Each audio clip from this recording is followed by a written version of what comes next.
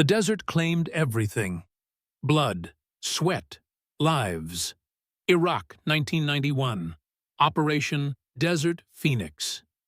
Major Emma Shepard crawled through sand that felt like broken glass against her skin. Each movement sent waves of pain through her body, but she kept moving.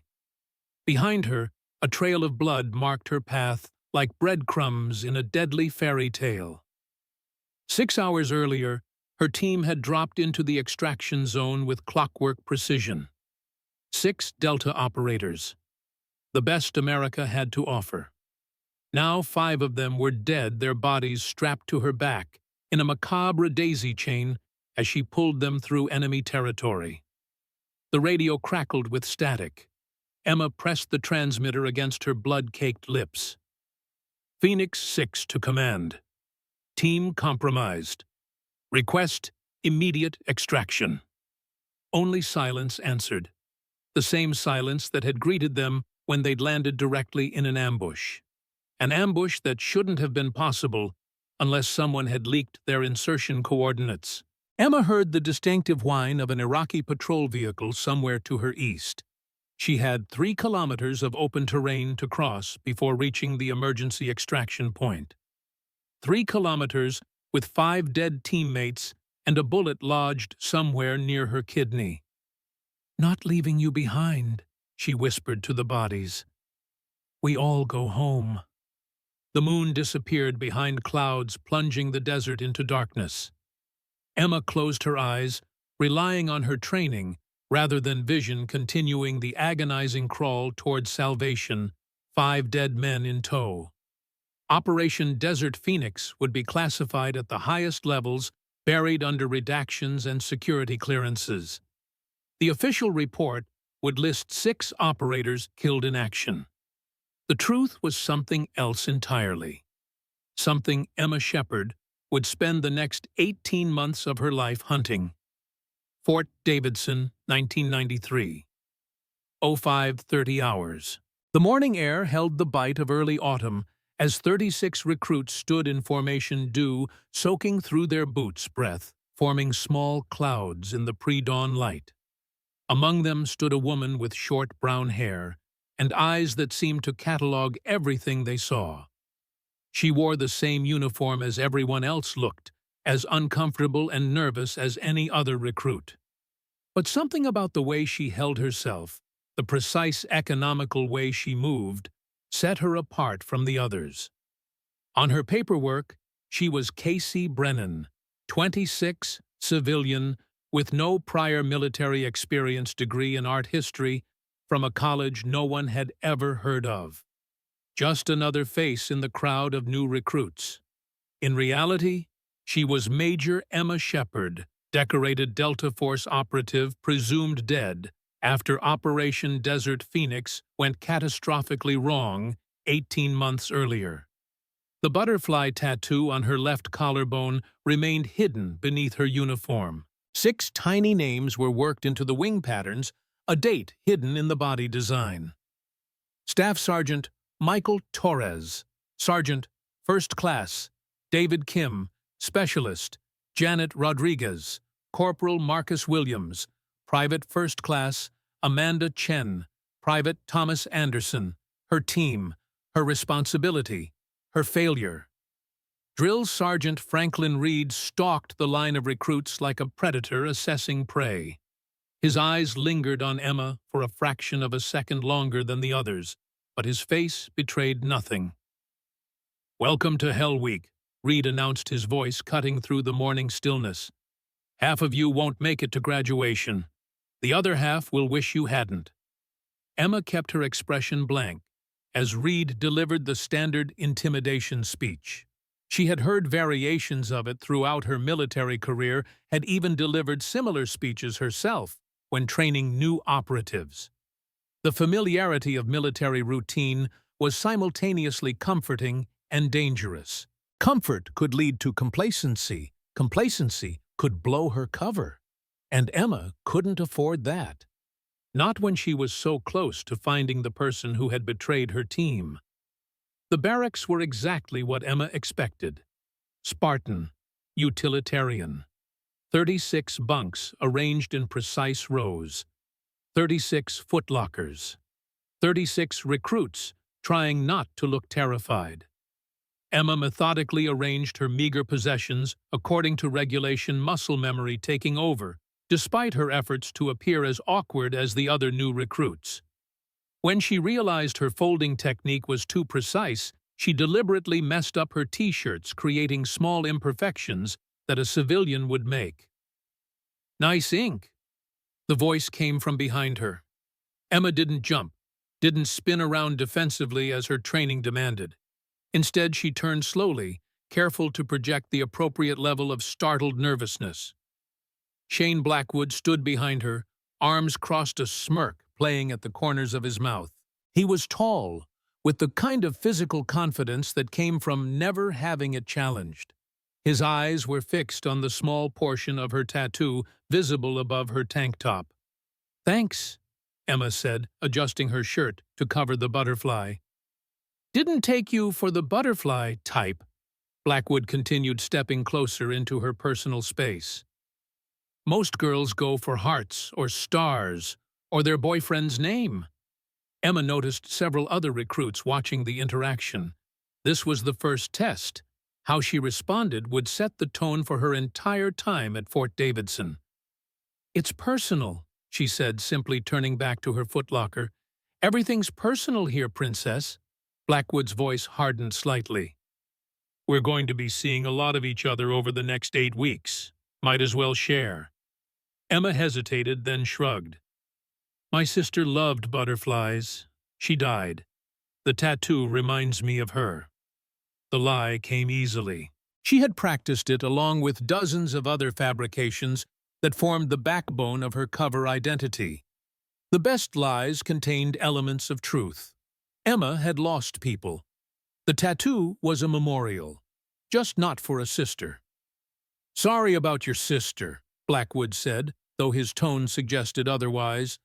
He glanced at his friends, then back at Emma. "Still, a butterfly is going to get crushed in real training, sweetheart."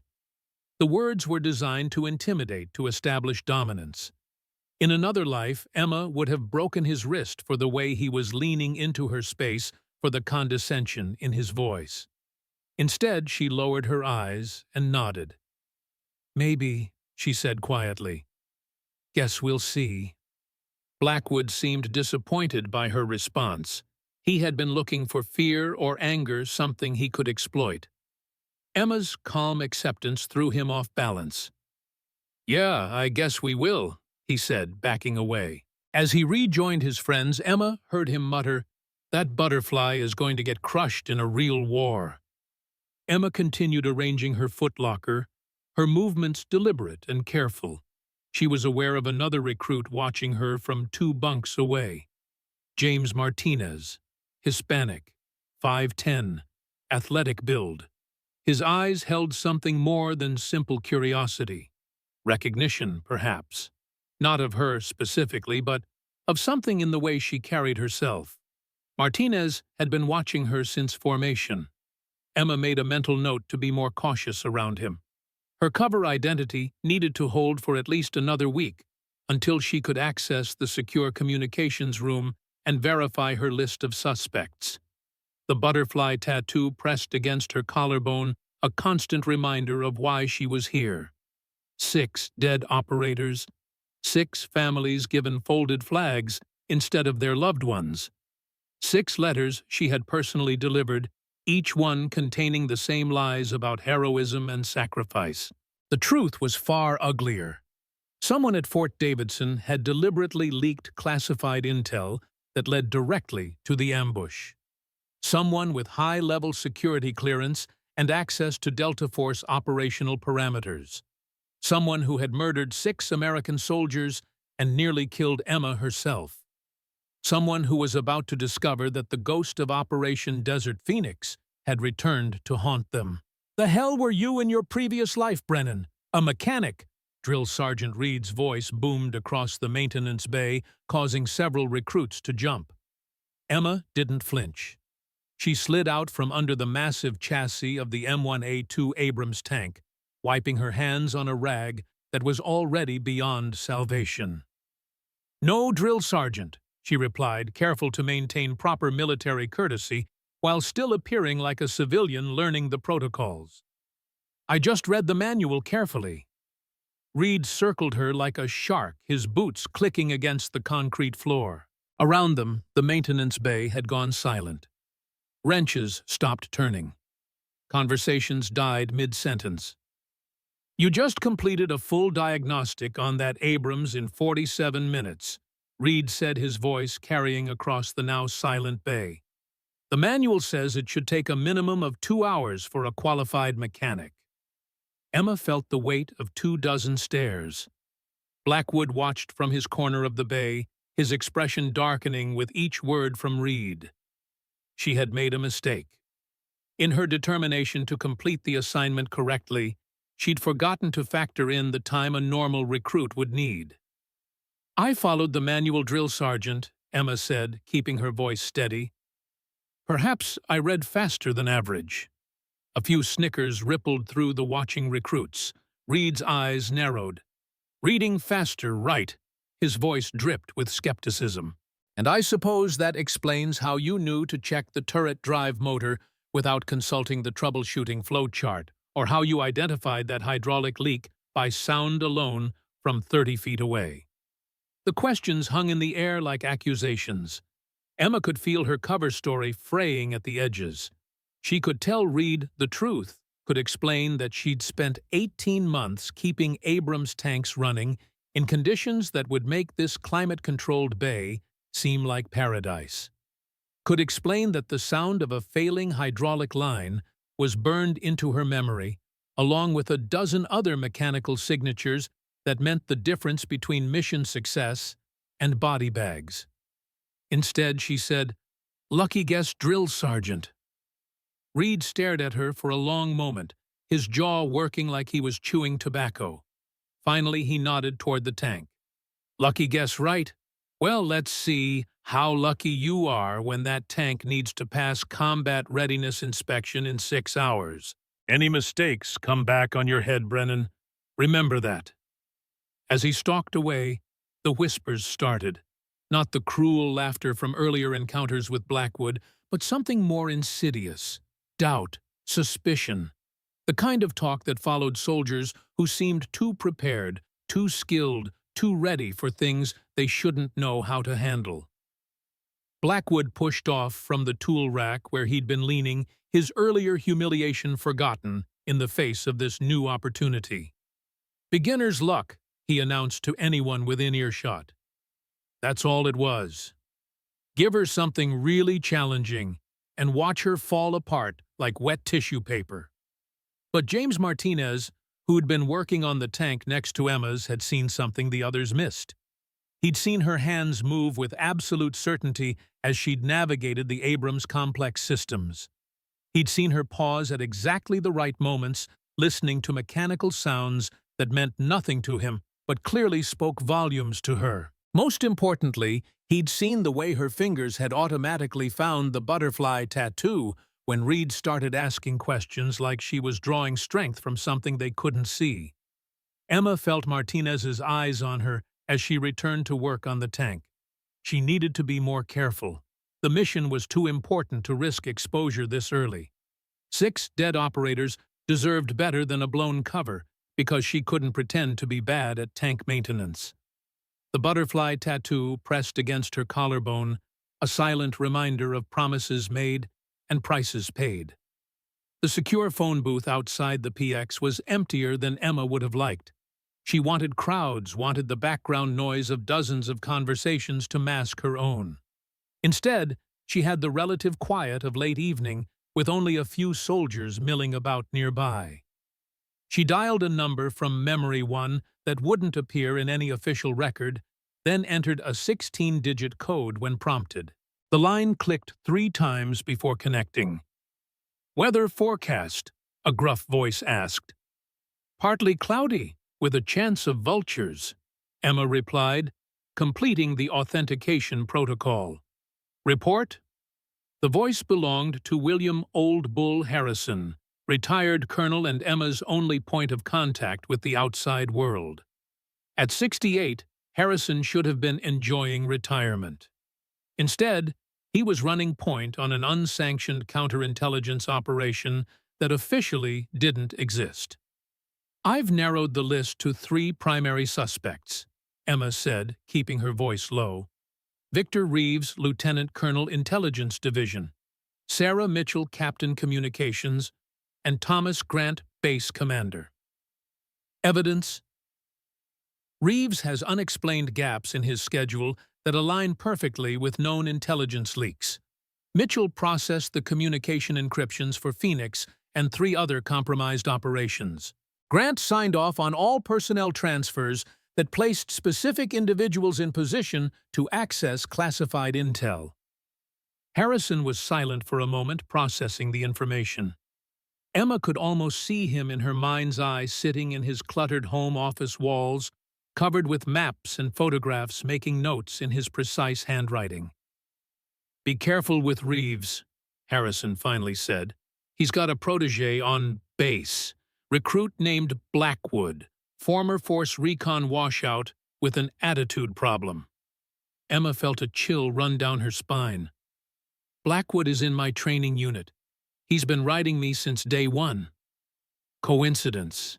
I don't believe in coincidences," Emma replied. "Not anymore. Neither do I," Harrison agreed. "This is bigger than we thought, Emma. We've identified similar patterns at 5 other installations: Fort Benning, Camp Pendleton, even the Academy. Someone's built a network for extracting classified intel, and they're using it to compromise special operations across multiple theaters." Emma closed her eyes, processing this new information. So Desert Phoenix wasn't personal. It was just one operation among many. "Don't go down that road," Harrison warned. "Every operation is personal to someone. Stay focused on the mission." "The mission is personal," Emma insisted, her voice dropping even lower. 6 operators died because someone in a secure facility handed over their insertion coordinates. I was there. I heard them die. I dragged their bodies through 3 kilometers of hostile territory. "And you'll get justice for them," Harrison promised. "But only if you maintain your cover. You're skating on thin ice already with the tank maintenance incident." Emma tensed. "How do you know about that?" "I've still got eyes and ears at Davidson," Harrison said. "You're drawing attention. Reed is already asking questions about your background." "I'll be more careful," Emma promised. "See that you are. We're too close to blow this now." Harrison paused. "One more thing. There's a weapons qualification tomorrow. Don't show off." The line went dead before Emma could respond. She replaced the receiver slowly, considering Harrison's warning. Weapons qualification shouldn't be a problem. She could easily shoot poorly enough to avoid suspicion while still qualifying. As she stepped out of the phone booth, Emma noticed James Martinez walking past, his eyes flicking briefly in her direction before moving on. Had he been close enough to overhear? Had he been waiting for her to finish her call? The butterfly tattoo seemed to burn against her skin as Emma headed back to the barracks.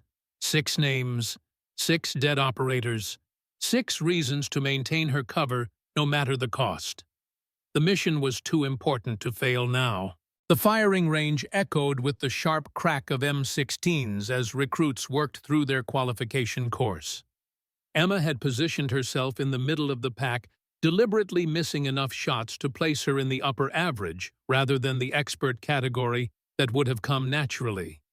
The M16A2 felt familiar in her hands, its weight and balance as known to her as her own heartbeat. She had to consciously remind herself to make small errors in her stance, in her breathing pattern, in her sight picture. "Cease fire, cease fire," the range master called out. "Lock and clear your weapons." Emma followed the procedure automatically, her muscle memory nearly betraying her with the smooth, practiced motions of someone who had performed this operation thousands of times. She caught herself and deliberately fumbled the magazine release, earning a scowl from the range master. "Switch to your sidearms," he ordered. 20 rounds at the 15-meter targets. Emma holstered her cleared rifle and moved to the pistol station. The Beretta M9 waited on the firing line. Another weapon she knew intimately, another opportunity to make convincing mistakes. As she lifted the pistol, Emma felt someone watching her. Not from the line of recruits, but from the observation platform. She risked a glance and saw Lieutenant Colonel Victor Reeves standing with Drill Sergeant Reed. Both men were focused intently on her. Emma's pulse quickened. Why would someone of Reeves's rank be observing a basic recruit qualification?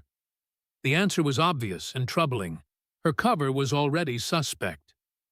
"Shooters ready!" the rangemaster called out. "You may fire when ready." Emma deliberately tightened her grip too much on the first shot, sending the round high and right of center mass.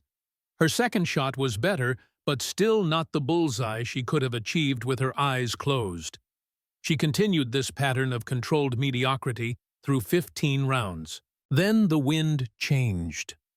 A sudden gust blew sand across the range, momentarily obscuring the targets. The other recruits hesitated, waiting for visibility to improve. Emma, operating on decades of training and muscle memory, adjusted automatically for the wind and fired her remaining 5 rounds in rapid succession. Only when the last casing hit the ground did she realize her mistake. As the dust settled, her target came back into view. 5 shots in a tight grouping dead center of the silhouette's head. A grouping that would have been impressive for a seasoned operator, let alone a recruit who had supposedly never held a firearm before military training. Emma's stomach dropped. She risked another glance at the observation platform. Reeves was leaning forward, saying something to Reed. Both men were staring directly at her. "Cease fire! Clear and secure your weapons," the rangemaster ordered. Emma went through the motions mechanically, her mind racing. This was bad. This was precisely what Harrison had warned her against. One moment of instinct had potentially compromised months of careful planning. As the recruits were dismissed to review their targets, Blackwood shouldered his way to Emma's side. "Nice shooting, Princess," he said, his voice low enough that only she could hear. "Almost like you've done this before." Emma shrugged. "Beginner's luck." "Bullshit," Blackwood hissed. "Nobody gets that lucky." Before Emma could respond, Reed's voice cut through the conversation. "Brennan, Colonel Reeves wants to see your target." Emma felt a cold weight settle in her stomach as she approached the observation platform. Victor Reeves stood with his arms crossed, examining her target with the practiced eye of someone who understood exactly what those 5 perfectly placed shots meant. "Impressive shooting, Recruit Brennan," Reeves said, his voice neutral, but his eyes sharp with assessment. "Especially those last 5 rounds during the wind gust." "So, thank you, sir," Emma replied, keeping her voice steady. "I just aimed and pulled the trigger." "Did you?" Reeves raised an eyebrow. "Most experienced shooters would have waited for the dust to clear. You adjusted and fired through it. That shows unusual confidence for a first-time qualifier." Emma felt the walls closing in around her. Each word from Reeves was another brick in the prison of suspicion he was building. "I didn't think about it, sir," she said, forcing a self-deprecating smile. "I just got lucky." "Luck," Reeves repeated, testing the word like it tasted strange. "Drill Sergeant Reed tells me you've been getting lucky a lot lately. Tank maintenance, navigation exercises. Now weapons qualification." Emma said nothing, recognizing the interrogation technique. Silence often compelled people to fill the void with explanations, with information they hadn't intended to reveal. She wasn't going to fall for it. "I've always had good instincts, sir." she finally said when the silence stretched uncomfortably long. Reeves studied her for another moment, then nodded. Instincts, yes, those are valuable in a soldier. He handed the target back to Reed. Keep an eye on recruit Brennan Sargent. I'm interested to see what other instincts she might demonstrate. As Reeves walked away, Emma felt the butterfly tattoo burning against her collarbone. 6 names, 6 dead operators, 6 reasons to maintain her cover even as it began to unravel around her. Reed waited until Reeves was out of earshot before leaning close to Emma. I don't know what your game is, Brennan, he said quietly, but whatever you're hiding, I'm going to find it. Emma met his gaze steadily, letting nothing show in her expression. No games, drill sergeant, she replied. Just trying to be the best soldier I can be. Reed's laugh was sharp and humorless. Soldier, right. He thrust the target into her hands. Get back to your squad, Brennan, and try to be a little less lucky from now on. As Emma walked back to the waiting recruits, she noticed James Martinez, watching her with an intensity that suggested he had witnessed the entire exchange. When their eyes met, he didn't look away. Instead, he gave her an almost imperceptible nod, as if confirming something he had suspected all along.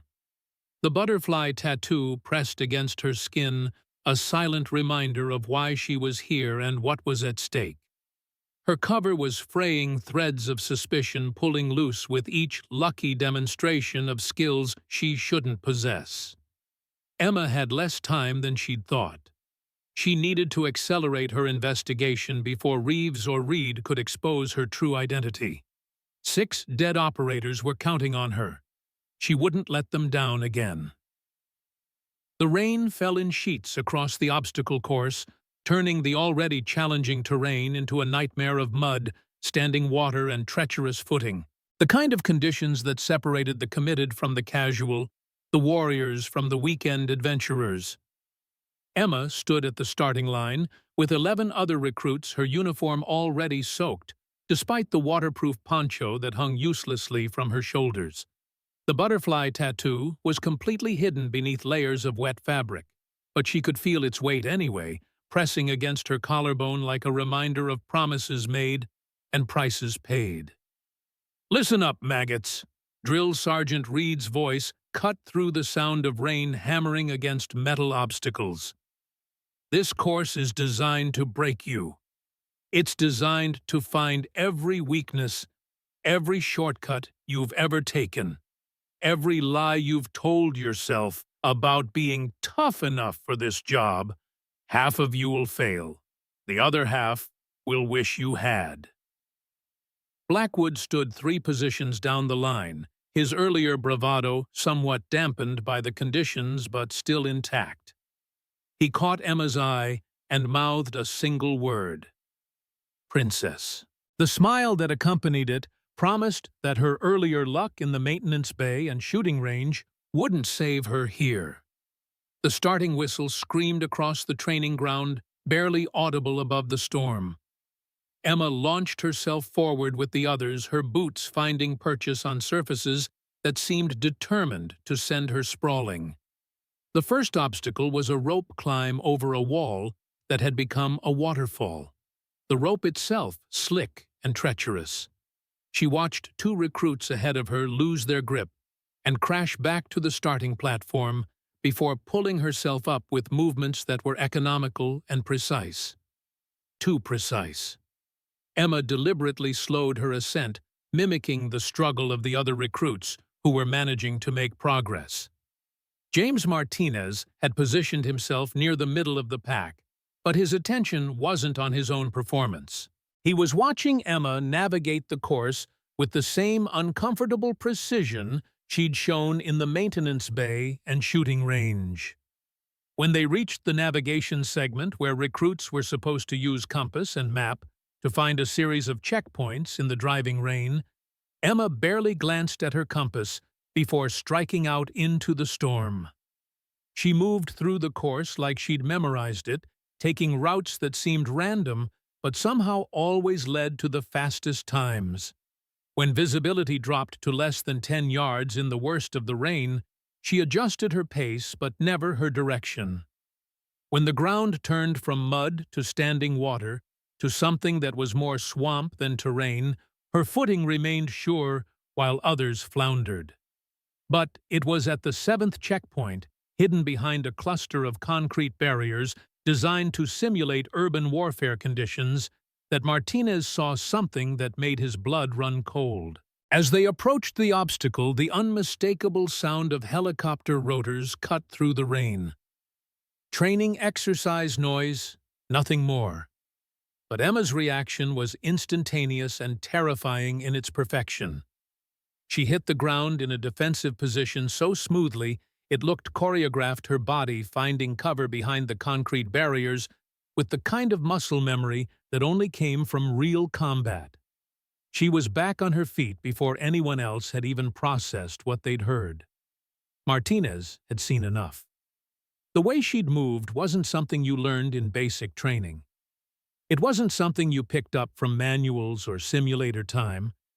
It was something you developed when helicopter sounds meant incoming fire and the wrong reaction meant death. By the time they reached the final obstacle, Emma had built a lead that should have been impossible for someone of her supposed experience level. The wall climb at the course's end was a beast of engineering. 30 feet of smooth concrete, with only small handholds and a rope that felt like it had been greased for maximum difficulty. In the rain, it became an exercise in controlled falling as much as climbing. Blackwood reached the wall just as Emma was making her final approach to the top. Frustration and humiliation had been building in him all morning, watching her performance with growing disbelief and rage. As she passed within arm's reach, he made a decision that would haunt him for years to come. The rope she was using to stabilize her climb developed a sudden mysterious fray. The handhold she'd been reaching for became mysteriously slippery. What should have been a clean finish to an impressive performance became a 20-foot fall into mud that was deep enough to break bones. Emma hit the ground with an impact that drove the air from her lungs and sent mud flying in all directions. For a moment, she lay perfectly still, and Martinez felt his heart stop. Then she rolled to her feet, with that same fluid grace, checking herself for injuries, with hands that moved like they'd done this before. No broken bones, no serious damage, just mud and frustration, and the growing certainty that her accident hadn't been an accident at all. Blackwood completed his own climb moments later, his expression carefully neutral as he joined the small crowd gathered around Emma. "Tough break, Princess," he said loud enough for everyone to hear. "Maybe next time you should focus on staying on the rope instead of showing off." The accusation hung in the air like smoke. Emma looked up at him through the rain, her eyes holding that same dangerous calm they'd shown in the maintenance bay. She didn't deny the showboating charge, didn't defend herself or make excuses. Instead, she stood up, brushed the worst of the mud from her uniform, and walked back to the starting line. "I'd like to run the course again, Drill Sergeant," she announced to Reed, who'd been watching the entire spectacle with growing concern.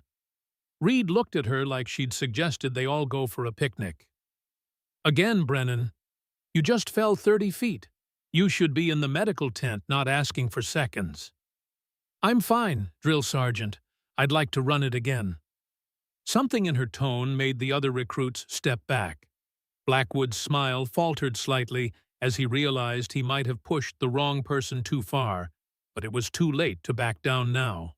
Too late to pretend he hadn't sabotaged her equipment or that everyone hadn't seen him do it. Reed studied Emma for a long moment, then nodded. "Your funeral, Brennan. Get back to the starting line." Emma ran the course again in conditions that had somehow gotten worse while they'd been talking.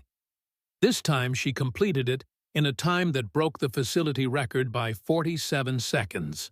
She did it without using the rope Blackwood had tampered with, scaling the final wall with handholds alone in a display of upper body strength that left the watching drill sergeants speechless. When she reached the top, she looked down at Blackwood and said just loud enough for him to hear, "Lucky guess right." But even as she stood triumphant at the course's highest point, Emma could feel the web of suspicion and hostility tightening around her. Every skilled performance, every display of unusual competence, every moment where her training showed through the careful facade she'd constructed was another nail in the coffin of her cover story. She was supposed to be a civilian transfer with an art background. She was supposed to be learning these skills for the first time, supposed to be struggling with the basics, like any normal recruit. Instead, she was dominating every challenge put in front of her, and people were starting to ask questions she couldn't answer without blowing an operation that had taken months to set up. The butterfly tattoo pressed against her collarbone as she climbed down from the wall. Its weight a constant reminder of the men and women who'd died because someone had leaked information about their mission. Someone in the military chain of command had sold them out, had sent them into an ambush that should have killed all of them.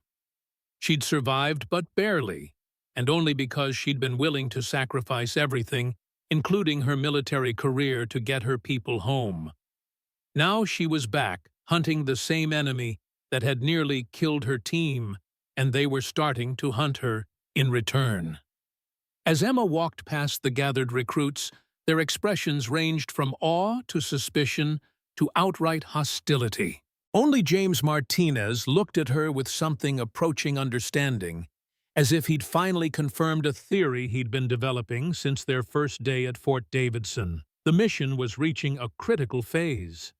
Emma needed to accelerate her timeline, needed to access the secure communications center to verify her suspicions about Reeves Mitchell and Grant. She needed to contact Harrison and update him on the rapidly deteriorating situation. Most of all, she needed to honor the promise encoded in the butterfly tattoo. 6 names, 6 dead operators, 6 reasons to see this through no matter the personal cost. The rain continued to fall as Emma walked back toward the barracks alone in her knowledge of what was really at stake.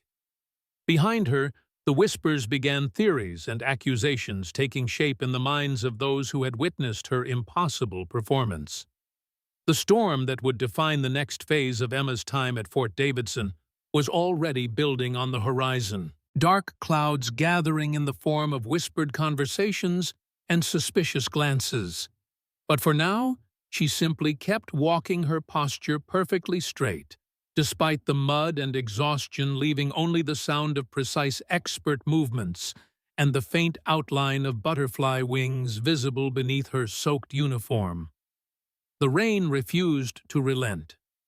3 days after Emma's performance on the obstacle course, the skies above Fort Davidson remained a dark canvas of churning clouds. Thunder rolled across the base like distant artillery fire, a sound that triggered muscle memory in soldiers who had seen combat. Emma stood at the window of the barracks, watching lightning trace electric fingers across the night sky. The past 72 hours had been quiet, almost too quiet. Blackwood and his cronies had kept their distance. Reed had stopped singling her out during training. Even Reeves seemed to have lost interest, no longer appearing unexpectedly during her training exercises. The calm before the storm. Emma knew the pattern well. The enemy was regrouping, analyzing, planning their next move. Her performance on the obstacle course had forced their hand, escalating a situation that was already precarious. She needed to move faster. Behind her, the barracks were empty. The other recruits were at the mess hall seeking warmth and dry conditions. Emma had claimed fatigue, a half-truth that had earned her a rare moment of solitude. She crossed to her footlocker and retrieved a small device that resembled a standard military radio. In reality, it was a specialized communications unit Harrison had provided, capable of secure transmissions that bypassed Fort Davidson's monitoring systems. Emma activated the device, entered a series of codes, and waited for the connection to establish. When the light flashed green, she spoke quietly. Phoenix 6 to Monarch. Situation update.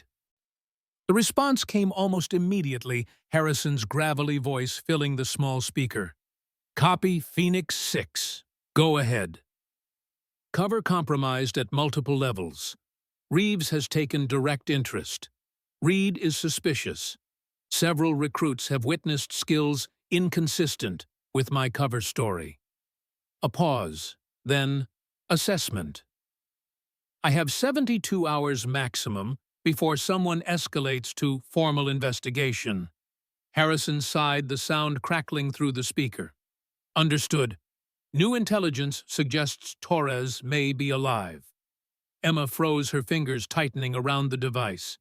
Michael Torres, Staff Sergeant, the first name inscribed in her butterfly tattoo, her second in command during Operation Desert Phoenix, the man who had covered their retreat, buying time with his life.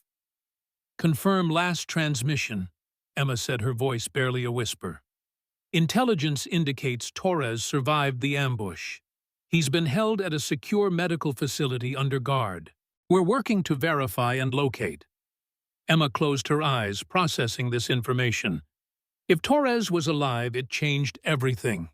He could identify the leak, could provide direct testimony about the ambush, could vindicate the suspicions that had driven her underground for 18 months. Why would they keep him isolated? Emma asked. If he survived, why not announce it? Because whoever leaked the insertion coordinates knows Torres could identify them, Harrison replied. They're keeping him quiet until they can eliminate him permanently. Emma felt cold anger spreading through her veins. I need access to the secure communications center. Tonight. Negative, Harrison shot back. Too risky with your cover already compromised. We're running out of time, Emma insisted. If Torres is alive, whoever betrayed us knows it too. They'll move to silence him permanently. The line went silent for several seconds. When Harrison spoke again, his voice carried the weight of command decisions that would affect lives. There's more. We've identified similar patterns at Fort Benning and Pendleton. Young recruits demonstrating unusual skills. Military records appearing out of nowhere. Reeves has connections to both installations. Emma processed this information, pieces falling into place. They're running counterintelligence, looking for operators like me. That's our assessment, Harrison agreed. Your exposure may not be accidental. Reeves may have been testing you deliberately. The implications were staggering. Emma had assumed her cover was fraying due to her own mistakes, her inability to hide the skills ingrained by years of training. But if Harrison was right, if Reeves was actively hunting for deep cover operatives, I need to move now, Emma said, decision made, before they realize how much we know. Negative. Harrison's voice hardened. Maintain cover. Continue gathering intelligence. We're working to extract Torres. Once we have him secure, we can move against Reeves and his network. Emma wanted to argue, but years of military discipline held her in check. Understood. Phoenix 6 out. She deactivated the device and returned it to her hiding place, mind racing through the implications. Torres alive. Reeves hunting for undercover operatives. A network spanning multiple military installations. The butterfly tattoo pressed against her collarbone like a burning brand. One of the names inscribed there might still have a pulse. One of the soldiers she'd mourned might still draw breath. And the people who had tried to kill them all were closing in. The obstacle course looked even more formidable under the assault of driving rain. Mud had transformed into a soupy quagmire. Water cascaded from elevated platforms. Visibility was reduced to mere yards. Perfect conditions for what Emma needed. This time only 4 recruits stood at the starting line. Blackwood Martinez, a stoic woman named Chen, and Emma. Reed had announced an optional night training session for ambitious recruits who wanted to distinguish themselves. Emma had volunteered immediately, knowing it provided perfect cover for what she needed to do afterward. Blackwood had joined purely to keep tabs on her. Martinez, she suspected, had similar motives, but different allegiances. Chen remained an enigma, quiet and observant. "Listen up," Reed shouted over the storm. "This is the same course you ran 3 days ago, but in case you haven't noticed, Mother Nature's decided to make it interesting. Your objective is simple. Complete the course, retrieve the flag at the end, return to this position. First one, back wins special privileges next week." Emma noted that Reed didn't specify what those privileges might be. It didn't matter. She had no intention of winning this competition. She needed to finish respectably, but not so impressively that she drew further attention. "Begin on my signal." Reed raised a flare gun. 3, 2, 1. The red flare arced into the rainy sky, momentarily illuminating the course in crimson light. The 4 recruits launched forward into the downpour. Emma deliberately paced herself, allowing Blackwood to take an early lead. She kept Martinez in her peripheral vision, noting how he moved with the careful precision of someone with tactical training. Chen surprised her, demonstrating unexpected athleticism as she navigated the first obstacles. The course had deteriorated significantly since their previous run. The rope climb was now slick with rainwater that made every handhold treacherous. The belly crawl beneath barbed wire had filled with 6 inches of muddy water. The balance beam might as well have been coated in ice. Emma maintained her position in 3rd place behind Blackwood and Chen, but ahead of Martinez. She navigated each obstacle with deliberate imperfection, creating the impression of a skilled recruit pushing their limits, rather than a special operator performing well below her capabilities. Then came the sound that changed everything. The distinctive whump, whump, whump of helicopter rotors cut through the storm's fury, growing louder by the second. Training exercise, most likely. Fort Davidson regularly ran night operations with aviation support, but Emma's body reacted before her mind could override the response. She dropped into a defensive position, eyes automatically scanning for cover hands, reaching for a weapon that wasn't there. Pure muscle memory, the kind that had kept her alive through a dozen combat deployments. Martinez saw it all. His position 10 yards behind gave him a perfect view of Emma's instinctive reaction. Their eyes met through the rain, and Emma knew with absolute certainty that her cover was blown. Not to Blackwood or Reed or even Reeves, but to this quiet, observant recruit who moved like someone with tactical training. The moment passed in seconds. Emma forced herself back into motion, continuing through the course as if nothing had happened. But the damage was done. Martinez had seen the truth written in her body language, in the instinctive reactions that no civilian could possibly possess. The helicopter passed overhead, its searchlight briefly illuminating the course in stark white light before moving on. By the time Emma reached the final obstacle, Chen had taken the lead with Blackwood close behind. Martinez remained several yards back, his attention focused entirely on Emma rather than the competition. The wall loomed ahead, 30 feet of vertical challenge made infinitely more difficult by the rain. Chen was already halfway up, using the rope with practiced efficiency. Blackwood struggled near the bottom, his greater muscle mass proving a liability on the slick surface. Emma approached the rope, noting immediately that it seemed intact, undamaged. Blackwood had apparently decided against sabotage this time. Perhaps Reed was watching too closely, or perhaps he'd recognized the potential consequences of tampering with safety equipment. She began her climb, deliberately struggling more than necessary, maintaining the illusion of a civilian pushed to her limits. Chen reached the top and claimed her flag, beginning her descent on the opposite side. Blackwood continued his labored ascent now, about 2/3 of the way up. Emma was halfway up when Martinez reached the base of the wall. Their eyes met briefly through the rain, a moment of silent communication passing between them. Martinez gave an almost imperceptible nod, then began his own climb with the smooth efficiency of someone who had scaled far more challenging obstacles under worse conditions. It was confirmation of what Emma had suspected. Martinez was no ordinary recruit. His presence here was as deliberate as her own, though his objectives remained unclear. Chen was already racing back toward the starting line by the time Emma reached the top of the wall. Blackwood had claimed his flag and begun his descent. Emma retrieved her own flag, secured it in a pocket, and started down the opposite side of the wall.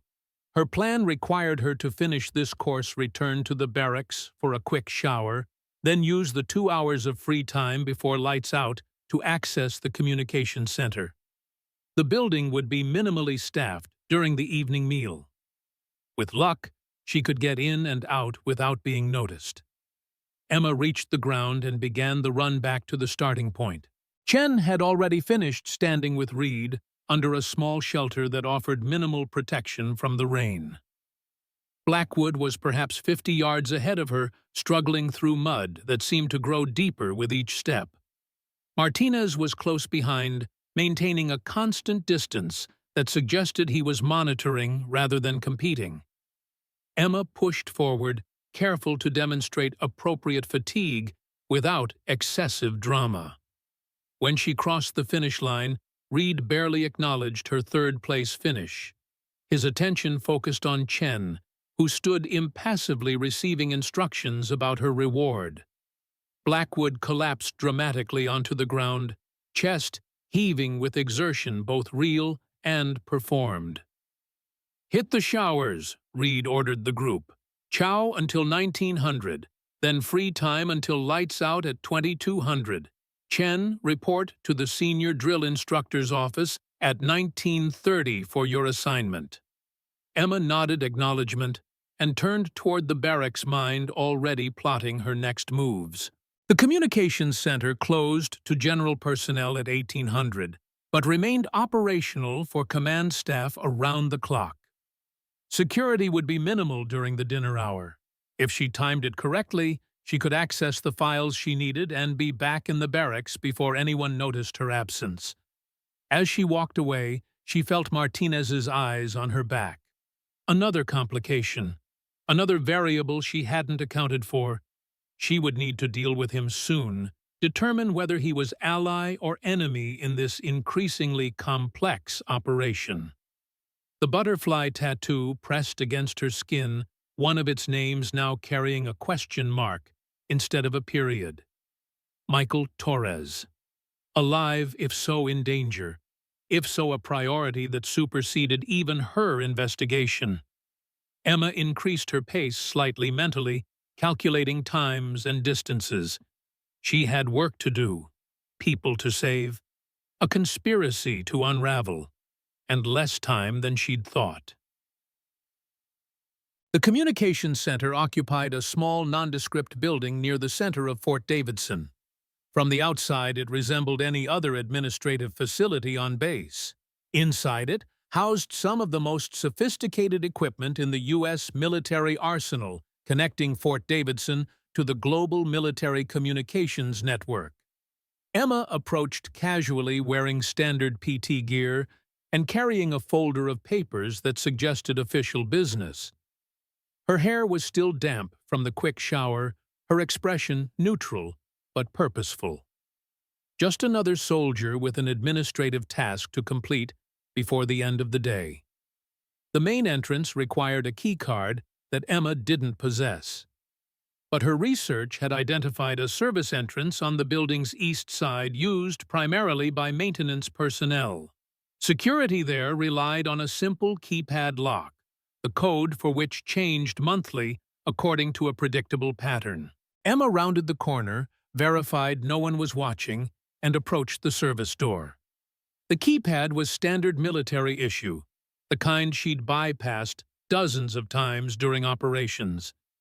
She entered a 6-digit sequence, held her breath, and exhaled softly when the light turned green. The service corridor was empty, dimly lit by emergency lighting. Emma moved quickly, but quietly, passing storage rooms and maintenance closets until she reached the main facility. A quick glance through the small window in the door confirmed what she'd hoped: minimal staffing. One technician monitoring communications, one security officer at the main entrance, both focused on their respective screens. Emma slipped into the bathroom adjacent to the main communications room. From her pocket, she retrieved a small electronic device Harrison had provided, no larger than a credit card. It was designed to create a brief but complete communications blackout, simulating a power surge that would force a system reset. She activated the device, set the timer for 30 seconds, and waited. When the lights flickered and died, plunging the facility into darkness for 2 critical seconds before emergency power engaged, Emma moved. The communications technician was already reaching for a phone, following protocol for unexpected system failures. The security officer remained at his post, hand resting on his sidearm as procedures dictated. Neither noticed Emma slip from the bathroom into the main facility during those 2 seconds of darkness. She moved directly to an unoccupied workstation in the corner, partially concealed by equipment racks. The terminal was in standby mode, requiring credentials Emma didn't possess. But the device Harrison had provided wasn't finished. As the systems reset following the simulated power surge, it created a brief window where security protocols were suspended. Emma inserted the device into the terminal's port, watching as it bypassed the security measures and granted her access. She had approximately 3 minutes before the systems completed their reset and security protocols re-engaged. 3 minutes to access files that could confirm her suspicions about Reeves, Mitchell, and Grant. Her fingers flew across the keyboard, navigating the military database with the efficiency of someone intimately familiar with its architecture. She accessed the secure communications logs first, searching for transmissions related to Operation Desert Phoenix. The results confirmed her suspicions. 24 hours before the ambush, an encrypted message had been sent from Fort Davidson to an undisclosed recipient.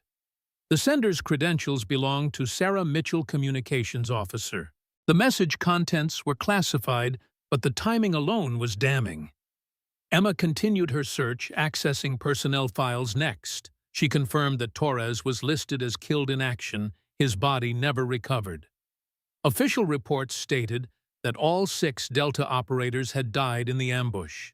No mention of survivors, no indication that Torres might still be alive. But when she accessed the medical transport records for the week following Operation Desert Phoenix, she found it. A redacted entry showing a critical care patient transported from the combat zone to a military hospital in Germany, then to a secure facility in the United States. No name, no details, but the timing aligned perfectly with the aftermath of Desert Phoenix. Emma's heart raced. Torres might truly be alive. The conspiracy might be even larger than they'd suspected. She was about to access Reeves's personnel file when movement caught her peripheral vision. The security officer was making his rounds, heading in her direction.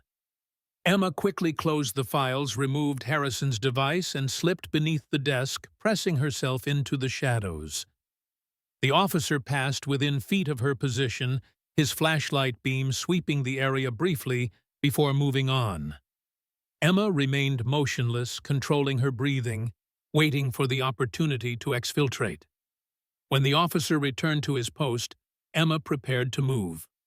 She had what she needed: confirmation of Mitchell's involvement, evidence suggesting Torres might be alive. It wasn't everything she'd hoped for, but it was enough to justify escalating the investigation. She slipped from beneath the desk and began making her way toward the exit, staying low and using equipment racks as cover. She was halfway to the door when the main entrance opened and Lieutenant Colonel Victor Reeves walked in. Emma froze. Of all the complications she'd anticipated, Reeves's appearance hadn't been among them. She pressed herself against a server rack, controlling her breathing, assessing options that were rapidly dwindling. "System status?" Reeves asked the communications technician. "Recovering from a power surge, sir," the technician replied. "No data loss, but we'll need to run diagnostics once the reset completes." Reeves nodded, but his attention seemed focused elsewhere. His eyes scanned the facility with the practiced assessment of someone looking for anomalies. "Any personnel enter or exit during the outage?" "No, sir," the security officer reported. "Standard protocol. Facility lockdown during system reset." Reeves continued his survey of the room, his gaze passing over Emma's position without pausing. She remained perfectly still, using techniques honed through years of operations in hostile territory. "I'll be in my office," Reeves finally said. "Alert me when systems are fully restored." "Yes, sir," both men replied in unison. Reeves turned and exited through a door Emma hadn't noticed before, apparently, leading to offices attached to the main communications center. This complicated her extraction. The service corridor she'd planned to use was now potentially compromised if Reeves's office overlooked that area. She would have to use the main entrance, timing her exit with the security officer's next patrol round. A riskier proposition, but still viable.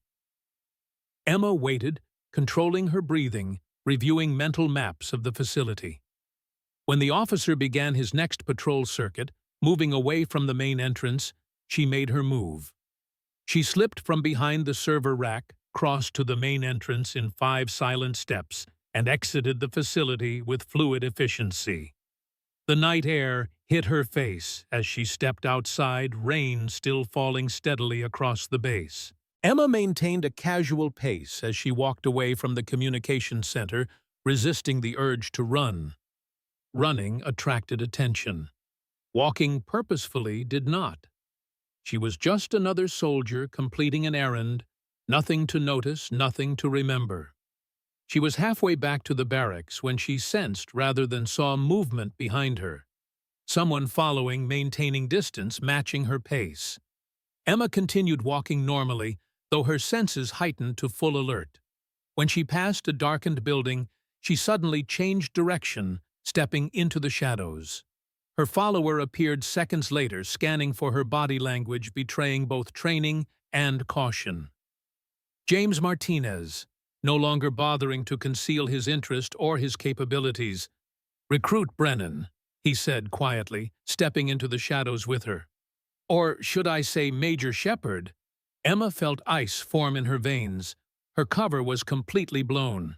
Martinez knew not just that she was military, but her actual identity. She assessed her options in milliseconds, calculating angles, distances, likely outcomes.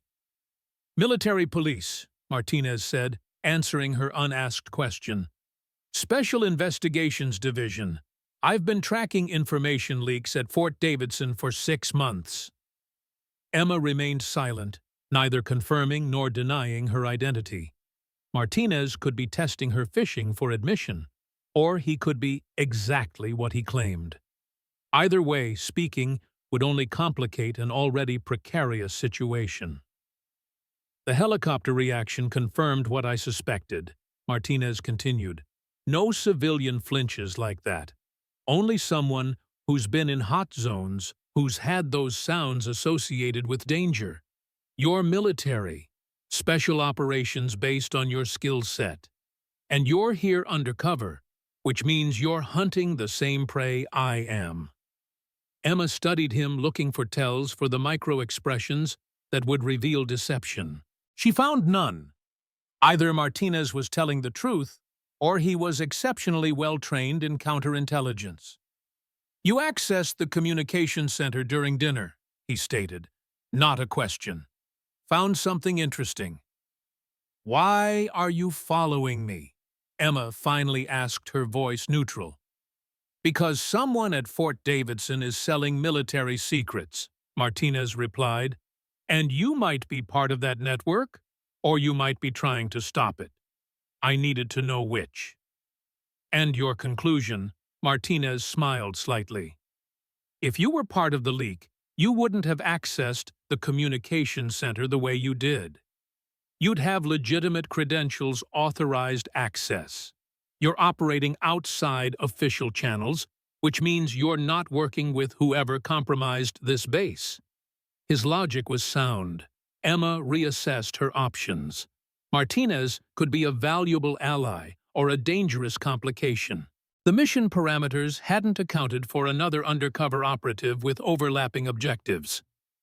"I can help you," Martinez offered. "Whatever you're looking for, whoever you're hunting. 2 operators are better than 1. Emma made her decision.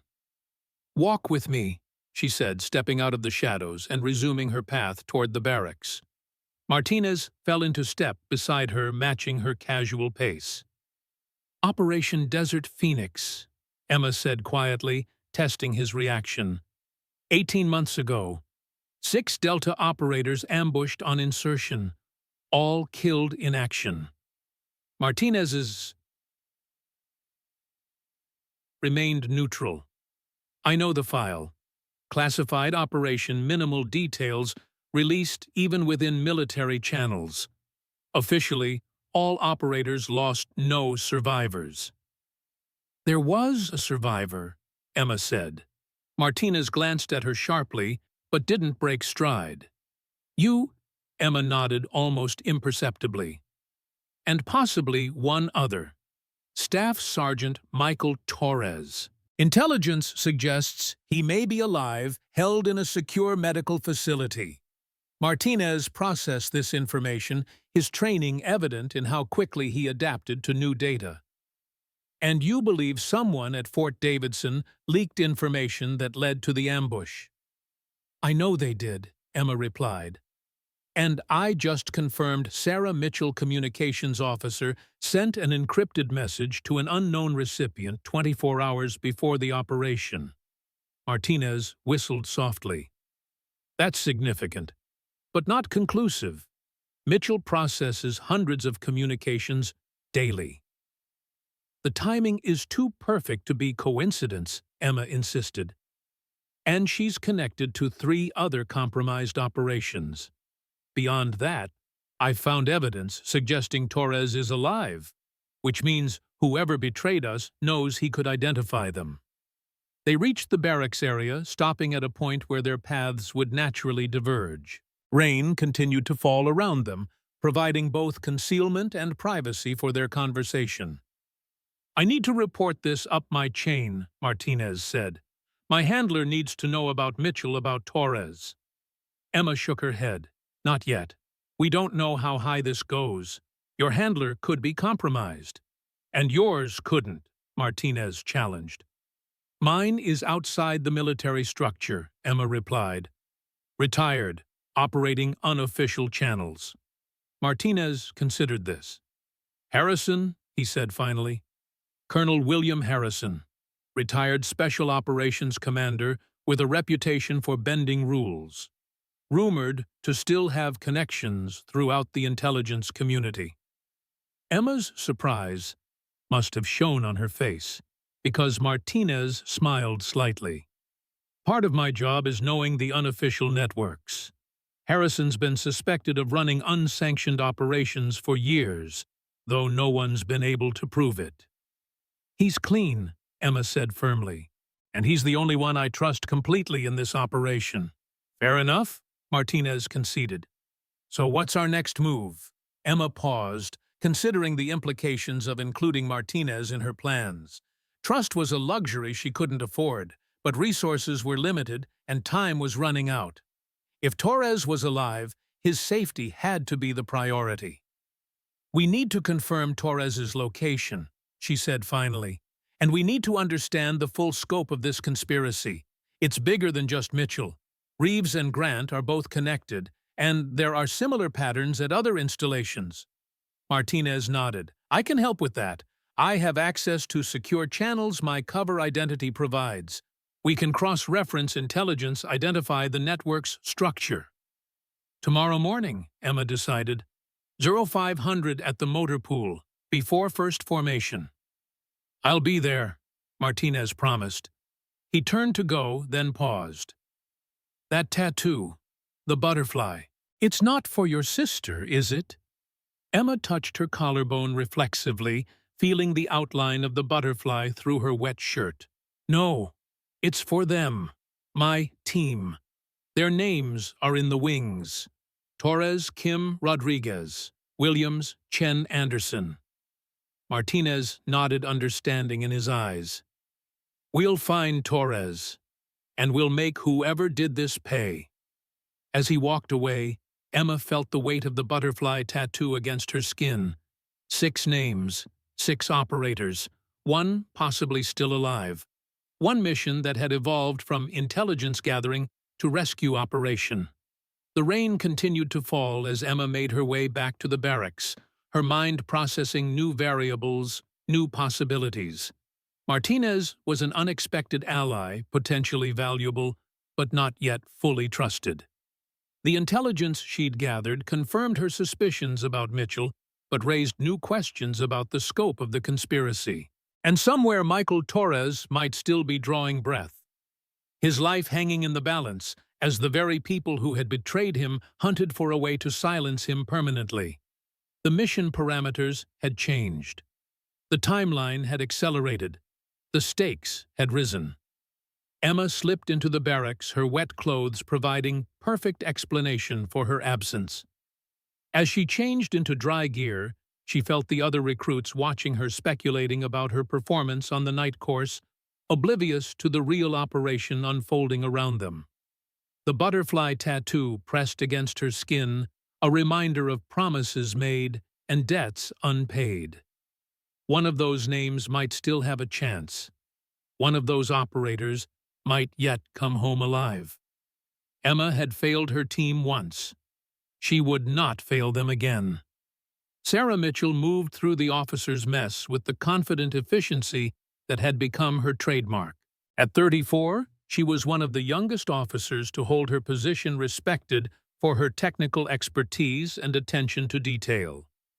Her uniform was immaculate, her appearance professional without being severe. She collected her coffee and breakfast with practiced motions, nodding acknowledgments to fellow officers, maintaining the social connections necessary for career advancement.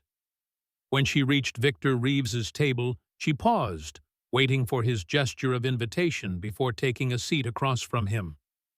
"Captain," Reeves greeted her, his tone carefully neutral. "Early start today." "Communications never sleep, sir," Mitchell replied with a practiced smile. "Especially with the system reset last night. Still running diagnostics to ensure no data loss." Reeves studied her over the rim of his coffee cup, his eyes revealing nothing. "Curious timing, that power surge. System logs show unusual access patterns immediately afterward." Mitchell's expression remained pleasant, though her posture stiffened slightly. "Security protocols engaged as designed. No unauthorized access registered." "And yet," Reeves said quietly, "someone accessed files related to Operation Desert Phoenix. Interesting choice, given its classified status." Mitchell set down her coffee cup with deliberate care. "That operation is outside my clearance level, sir. I wouldn't know anything about it." "Strange," Reeves mused, "since your credentials were used to send a communication immediately prior to that operation's commencement." The color drained from Mitchell's face, though she maintained her composure with admirable discipline. "There must be some mistake, sir. I process hundreds of communications daily." "Indeed," Reeves agreed, "many of which coincide with compromised operations over the past 2 years." Mitchell started to respond, then seemed to reconsider. She glanced around the officers' mess, noting who might be within earshot. "Perhaps we should continue this discussion in private, sir." "Perhaps we should," Reeves agreed. He stood, leaving his half-eaten breakfast on the table. "My office. 10 minutes." As Reeves walked away, Mitchell remained seated, her mind racing through implications through contingency plans developed years earlier for precisely this scenario. Someone had accessed her communications records. Someone knew about Desert Phoenix. The network was compromised. She reached for her coffee with a hand that trembled slightly, took a careful sip, then rose to follow Reeves. 10 minutes to decide how much to reveal, how much to conceal. 10 minutes to determine whether to activate emergency protocols that would destroy evidence but also end her military career. 10 minutes to choose between self-preservation and the conspiracy she'd served for years. Mitchell walked from the officers' mess with her head high, her bearing professional, giving no outward indication of the calculations happening behind her carefully composed expression. She had risen through the ranks by being smarter than her peers, more disciplined, more willing to take calculated risks for appropriate rewards. Now, those qualities would determine whether she survived the day with her freedom intact. Emma and Martinez met at the motor pool as planned, their presence there justified by the mundane task of preparing vehicles for the day's training exercises. The early hour and continuing rain provided perfect cover for quiet conversation as they worked. "Mitchell and Reeves are meeting in his office," Martinez said, wiping rain from his face. "My contact in the officers' mess overheard them discussing Operation Desert Phoenix." Mitchell looked rattled. Emma processed this information, adjusting mental models of the conspiracy. She knows her communications were accessed. They're accelerating their timeline. "Which means Torres is in imminent danger," Martinez agreed. "If they know someone's investigating, they'll tie off loose ends quickly." Emma nodded, decision made. "We need to move now. Today. No more intelligence gathering. We extract Torres, then use him to bring down the entire network." "Bold," Martinez observed. "Also nearly impossible, without knowing where he's being held." "Medical transport records indicate he was moved to a secure facility in the United States," Emma said. "Given the sensitivity, they'd want him close enough to monitor, but isolated enough to control access." Martinez thought for a moment. "Fort Detrick. It's the obvious choice. Secure medical facilities, restricted access, specialized care for critical injuries." "Too obvious," Emma countered. "They'd anticipate that. They'd choose something unexpected somewhere with enough security to prevent escape, but without raising flags in the medical community." They continued working on the vehicle, maintaining the illusion of routine maintenance, while their minds raced through possibilities. "What about Clearwater?" Martinez suggested. "Private military contractor facility 30 miles north of here. Officially a research and development center, but rumored to have medical facilities for classified patient care." Emma considered this. "Possible.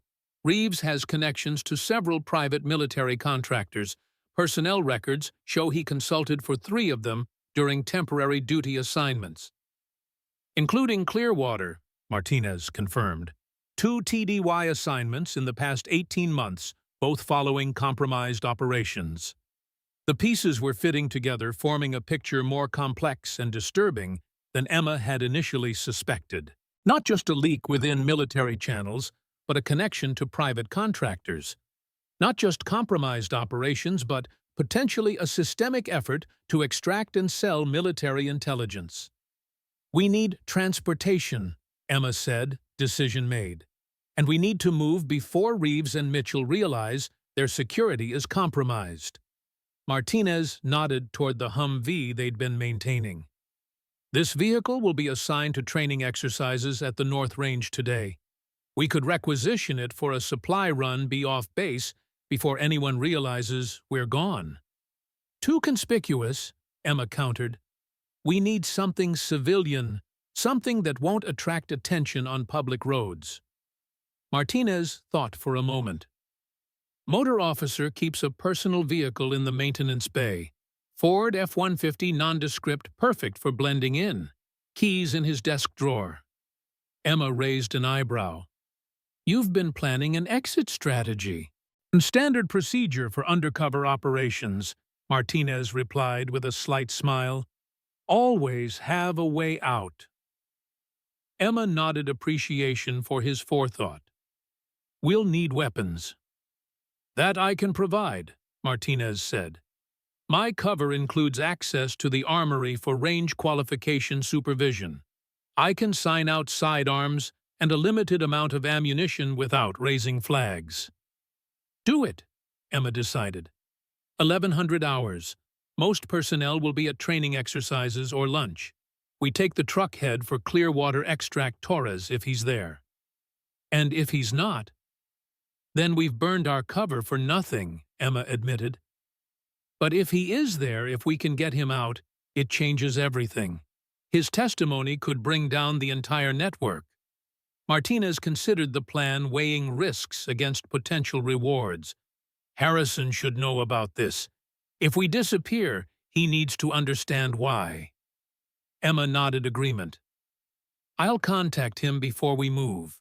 He can provide backup if needed, or continue the investigation if we're compromised. They finished their work on the vehicle, their conversation shifting to mundane topics as other personnel began arriving at the motor pool. Their plan was set, their timeline established. In less than 6 hours, they would either rescue a man everyone believed dead or find themselves exposed as unauthorized operators acting outside official channels. The butterfly tattoo pressed against Emma's skin, a reminder of promises made. One of those names might still belong to the living. One of those operators might yet see justice done for the betrayal that had nearly killed them all. Emma glanced at Martinez as they prepared to go their separate ways until the appointed time. This goes beyond our original mission parameters. You understand the risks. Martinez met her gaze steadily. 6 operators were betrayed. 1 may still be alive. Mission parameters can adapt to new intelligence. Emma nodded, satisfied with his response. They walked away from each other, returning to their respective cover identities for what might be the final time. The rain continued to fall across Fort Davidson, washing away footprints, obscuring visibility, providing cover for operations both official and clandestine. In less than 6 hours, Emma would either be closer to the truth she'd sought for 18 months or facing the consequences of a failed mission and blown cover. The butterfly tattoo seemed to burn against her skin, 6 names demanding justice, one of them possibly still linked to the living rather than the dead. Time was running out. For Torres, for Emma, for everyone connected to Operation Desert Phoenix and its bloody aftermath. The hunt was entering its final phase. The Clearwater facility rose from the forest like a monument to security. 3-story concrete walls topped with razor wire, guard towers at regular intervals, cameras covering every approach. The official signage identified it as a research and development center, but the security measures told a different story. Emma and Martinez observed from half a mile away, using a small rise in the terrain for cover. The stolen Ford F-150 was hidden in a stand of trees, behind them leaves and branches, providing natural camouflage. The rain had finally stopped, though dark clouds still hung low in the sky. 2 main access points, Martinez noted, lowering the binoculars. Vehicle checkpoint at the east entrance, personnel entrance on the south side, both heavily monitored. Emma studied the facility through her own optics. Security patrol patterns suggest private military contractors rather than regular military personnel, less disciplined but potentially more trigger-happy. Martinez nodded agreement. Confirms intel about Clearwater's status. They're not bound by the same rules of engagement as military facilities. They can shoot first, justify later. Emma continued her assessment, noting details that would determine their approach. Shift change at 1,300 hours. Increased vehicle traffic standard procedure relaxed to accommodate volume. Our window, Martinez agreed. But we still need credentials to get past the checkpoint. Emma set down her binoculars and reached into her pack. She removed a satellite phone Harrison had provided, secure and untraceable. Her call was answered on the first ring. "Go for Monarch," Harrison's voice crackled through the speaker. "In position at Clearwater," Emma reported. "Need access credentials and facility layout if available." A brief pause, then, "Sending what we have. Limited intelligence on this facility. Most documentation classified or non-existent." "Understood. Anything on Torres?" "Medical transfer records indicate a patient matching his description was moved to Clearwater 14 months ago. Listed as John Doe with severe trauma injuries requiring long-term care." Emma exchanged a look with Martinez. "Alive but incapacitated. They're keeping him as insurance." "Likely scenario," Harrison agreed.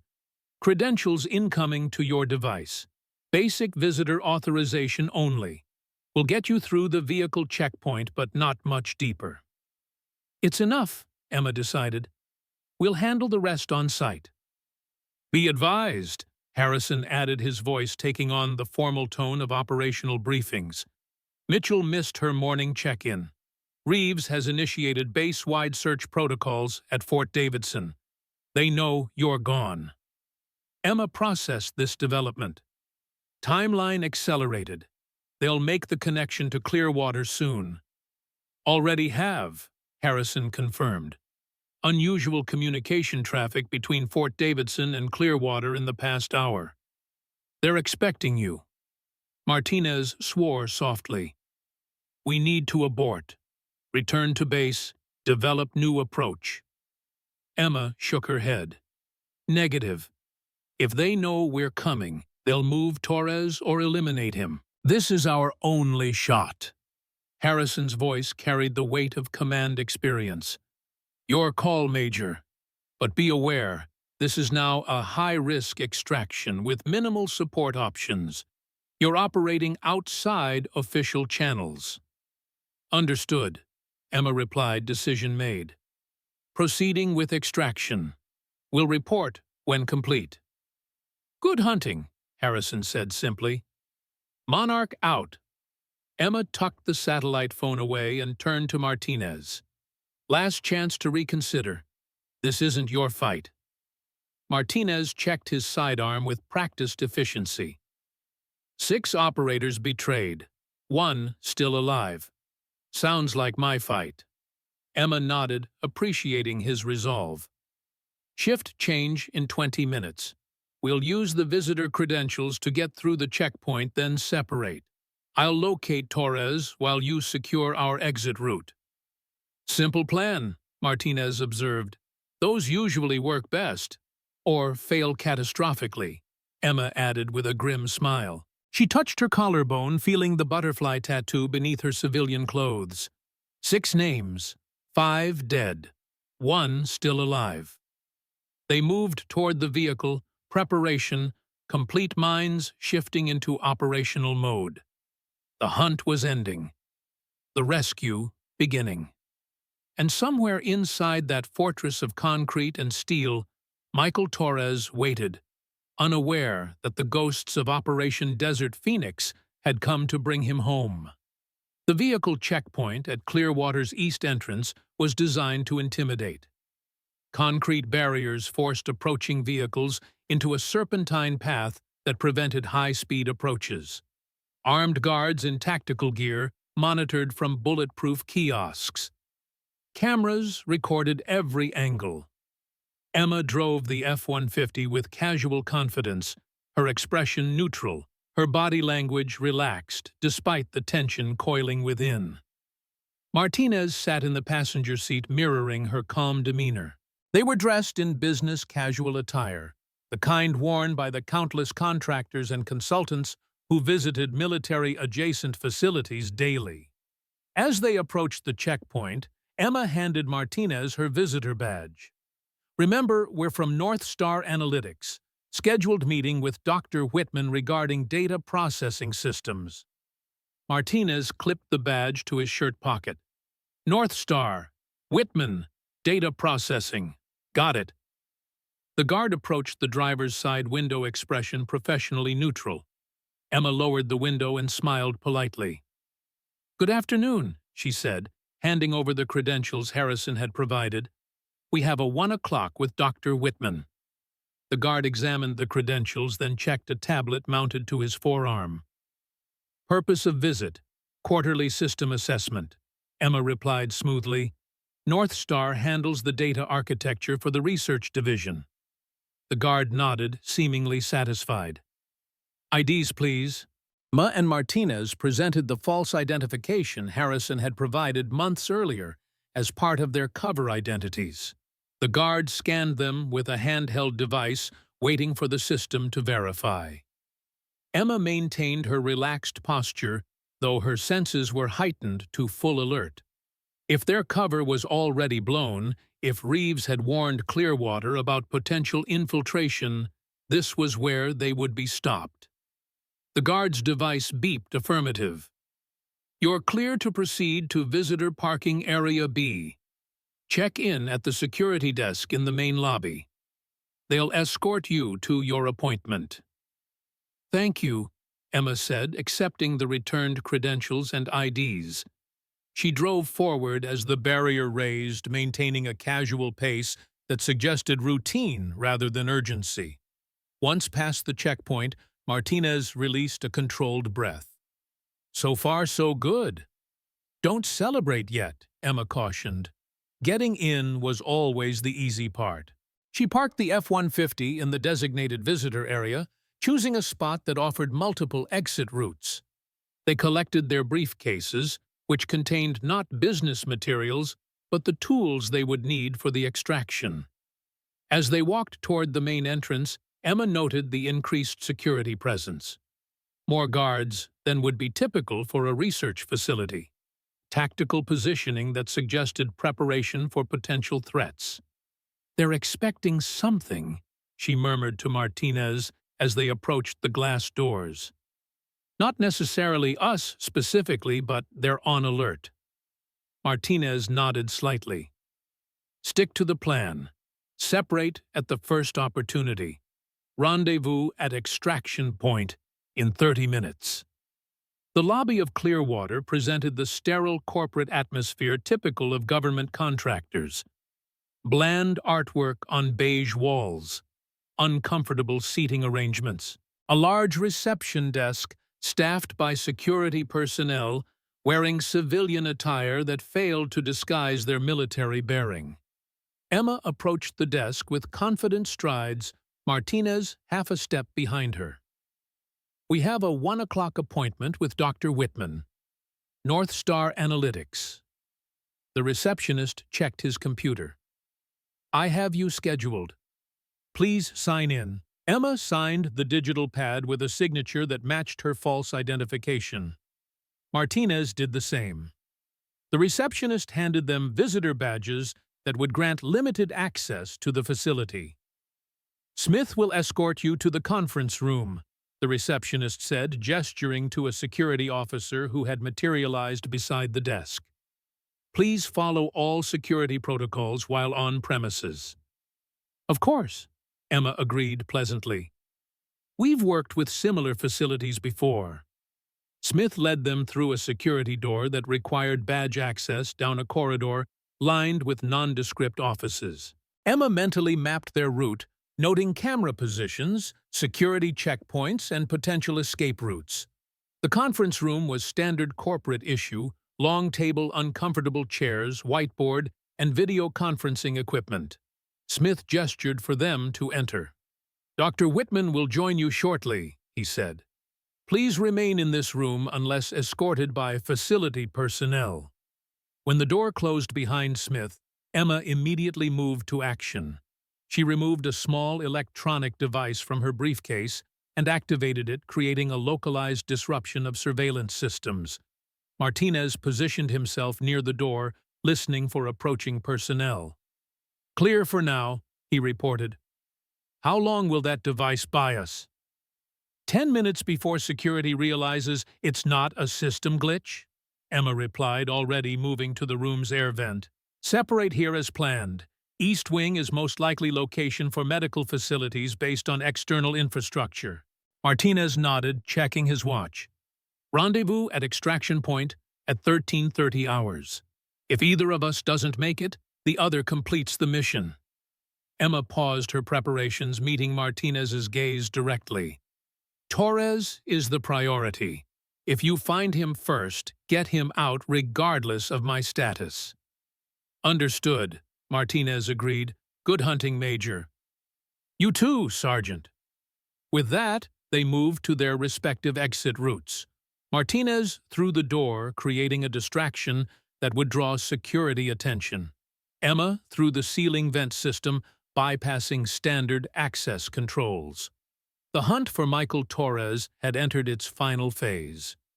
The medical ward occupied the East Wing's third floor, just as Emma had predicted based on external assessment.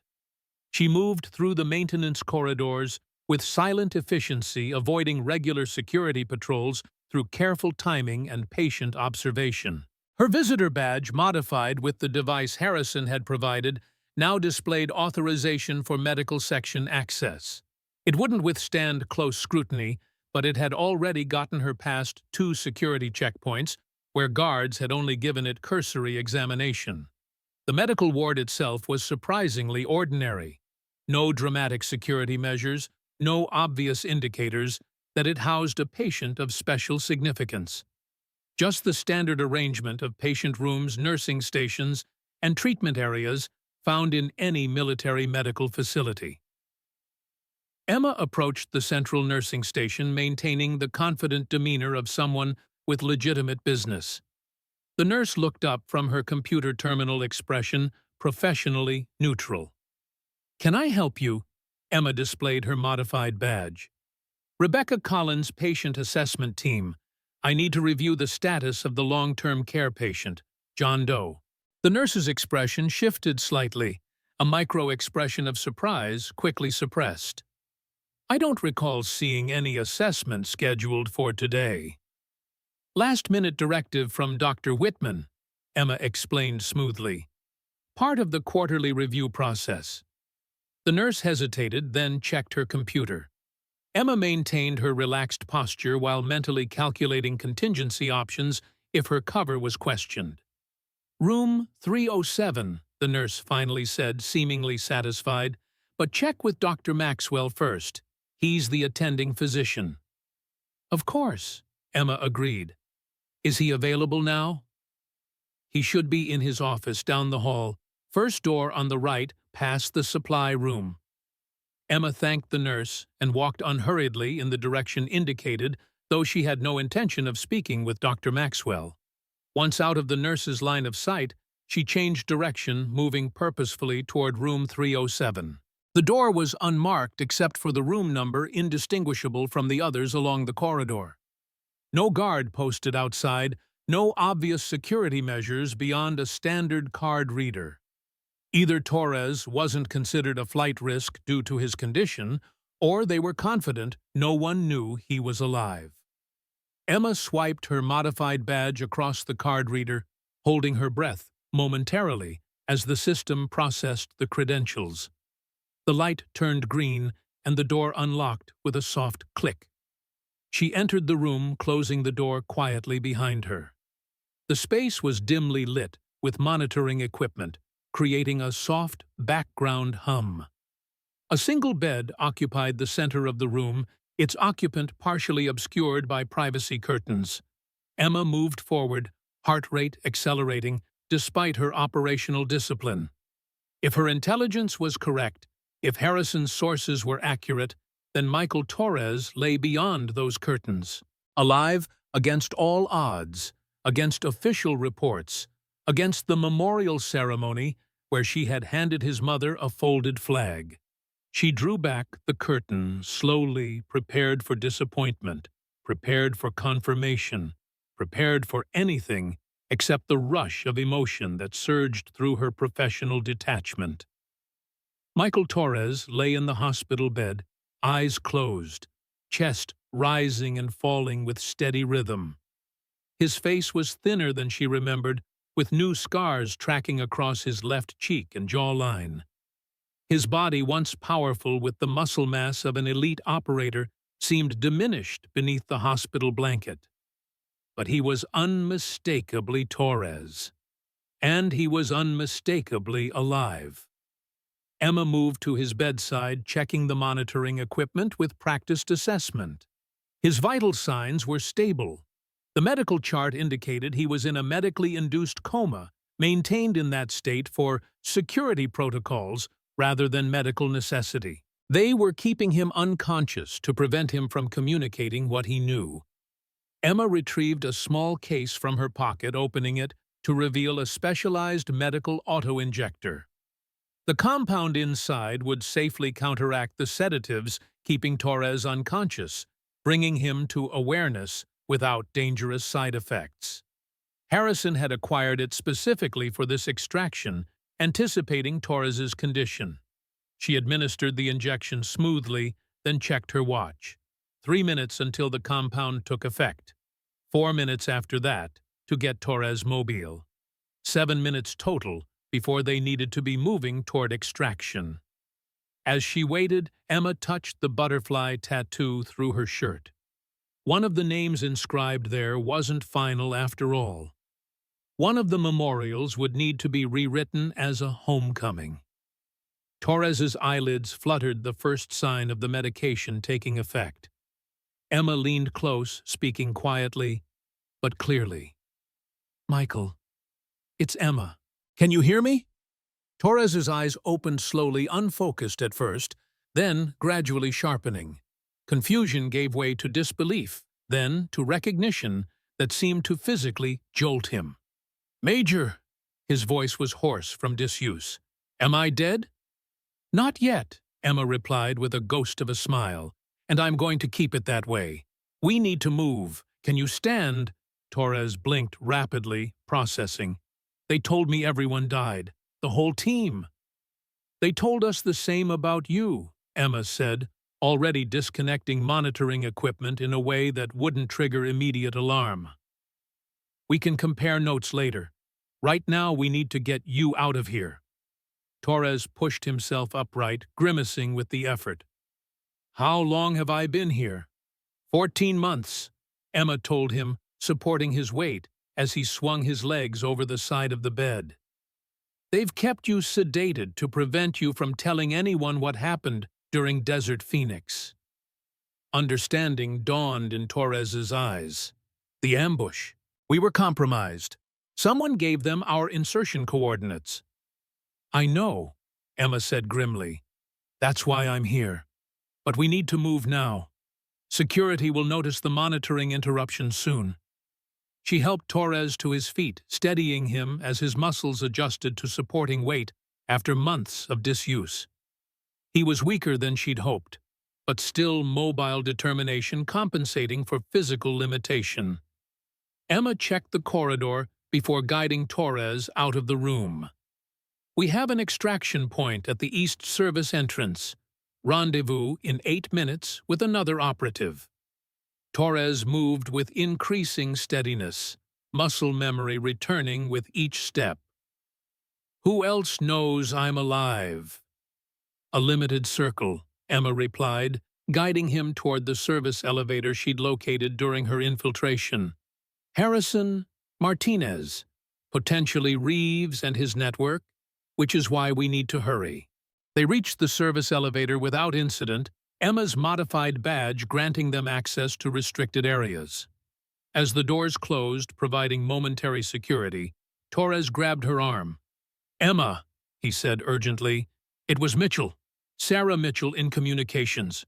She accessed our operational parameters 24 hours before insertion. I saw her." Emma nodded grimly. "Confirmed. But she's not acting alone. There's an entire network spanning multiple installations. Reeves is involved. Possibly Grant." Torres processed this information with the rapid assessment of an experienced operator. "How deep does this go?" "We'll find out," Emma promised as the elevator reached the ground floor. "After we get you out." They exited into a service corridor used primarily by maintenance personnel. Emma checked her watch. 5 minutes until rendezvous with Martinez. They were on schedule despite Torres's condition. "Stay close," she instructed as they moved through the corridor. "If we're separated, continue to the east service entrance. Martinez will be waiting with transportation." Torres nodded, understanding his movements becoming more fluid as his body remembered its training. Despite months of inactivity, the muscle memory of an elite operator remained intact, allowing him to move with increasing confidence. They were halfway to the extraction point when the facility alarms activated harsh klaxons echoing through the corridors. Emergency lights began flashing, bathing the hallway in pulses of red. "They've discovered you're missing," Emma stated, immediately shifting to contingency plans. "We need to accelerate." She quickened their pace, moving from the relative concealment of service corridors toward more direct routes. Risk calculation had changed with the alarm. Speed now outweighed stealth. They rounded a corner and encountered 2 security personnel responding to the alarm. Emma reacted instantly, neutralizing the first guard with a precise strike to the throat, followed by a knee to the solar plexus. Torres, despite his weakened condition, managed to disable the second guard with a combination of training and adrenaline. Emma collected the guard's sidearms, handing one to Torres. "Remember how to use this." Torres checked the weapon with practiced movements. "Like riding a bike." They continued toward the extraction point, now moving at combat speed, all pretense of legitimate presence abandoned. The facility lockdown procedures were activating around them, security doors closing, access points sealing. Emma led them through a maintenance access point, bypassing the standard corridors that would now be heavily monitored. The route was longer, but offered fewer opportunities for security interception. 2 minutes to rendezvous, Emma informed Torres as they navigated the maintenance tunnels. Martinez should have transportation ready. Torres nodded, conserving breath and energy. His conditioning was returning rapidly, though Emma could see the effort was taxing him after months of inactivity. They reached the service entrance, a loading dock used primarily for supply deliveries. The large bay doors were closed as part of the lockdown protocol, but a personnel door remained accessible. Martinez was waiting as planned, though his expression suggested complications. "Perimeter security is fully activated," he reported tersely. "Vehicle checkpoints closed. We need alternative extraction." Emma quickly reassessed options. "Torres, this is Martinez. Military Police Special Investigations Division. He's been tracking the same network we are." Torres acknowledged Martinez with a nod of professional respect. "Alternatives. Maintenance tunnel extends beyond the perimeter fence," Martinez said, indicating a utility access point near the loading dock. "Connects to water treatment facility half-mile east. I've secured transportation there." Emma nodded approval. "Lead the way." Martinez opened the utility access point, revealing a concrete tunnel large enough to traverse in a crouched position. The group entered quickly, Emma taking rear position to cover their retreat. They had moved perhaps 20 yards when gunfire erupted behind them, bullets impacting the concrete walls. Emma returned fire, precisely forcing their pursuers to take cover and buying precious seconds. "Move!" she ordered Torres and Martinez, who continued down the tunnel while she provided covering fire. A voice called from behind them, authoritative and familiar. "Major Shepard, stand down. This is a direct order." Emma recognized the voice instantly. Lieutenant Colonel Victor Reeves had personally joined the pursuit, confirmation if any was still needed of his involvement in the conspiracy. "No longer in your chain of command," Emma called back, firing another controlled burst to keep Reeves and his security team pinned down. "This is treason, Shepard," Reeves shouted. "You're extracting a classified asset without authorization." Emma didn't bother responding, instead retreating deeper into the tunnel while maintaining tactical position. Torres and Martinez had established a good lead, moving with the coordination of trained operators despite having only just met. The tunnel continued for several hundred yards, gradually sloping upward before terminating at another access point. Martinez reached it first, checking for security response before signaling the all clear. They emerged into the water treatment facility's maintenance yard, a fenced compound containing pumping equipment and chemical storage. True to his word, Martinez had secured transportation, a maintenance truck with facility markings keys already in the ignition. "Clearwater Security won't pursue beyond their jurisdiction," Martinez explained as they boarded the vehicle. "Too many questions about why they're chasing people from a water treatment plant." Emma took the wheel, Torres beside her, Martinez covering their rear approach. The truck started immediately, and Emma navigated through the maintenance yard toward the public access road beyond. No sirens followed them. No pursuit vehicles appeared in the mirrors. Clearwater Security had apparently made the calculation Martinez predicted, unwilling to extend an operation that would require explanation to local authorities. As they merged onto the main highway, putting distance between themselves and the facility, Torres finally asked the question Emma had been expecting. "What now, Major?" Emma checked the mirrors one final time before answering. "Now we make them pay for Desert Phoenix. For the team. For keeping you prisoner for 14 months. We have enough evidence to expose the entire network." "Evidence isn't enough," Torres countered. "These people have protection at the highest levels. They've compromised multiple installations, multiple commands." "He's right," Martinez agreed from the back seat. "Standard channels are compromised. We need leverage beyond just evidence." Emma nodded, decision already made. "That's why we're not using standard channels. Harrison has arranged a meeting with someone outside the normal chain of command. Someone with enough authority to ensure accountability, regardless of who's involved." "Who?" Torres asked.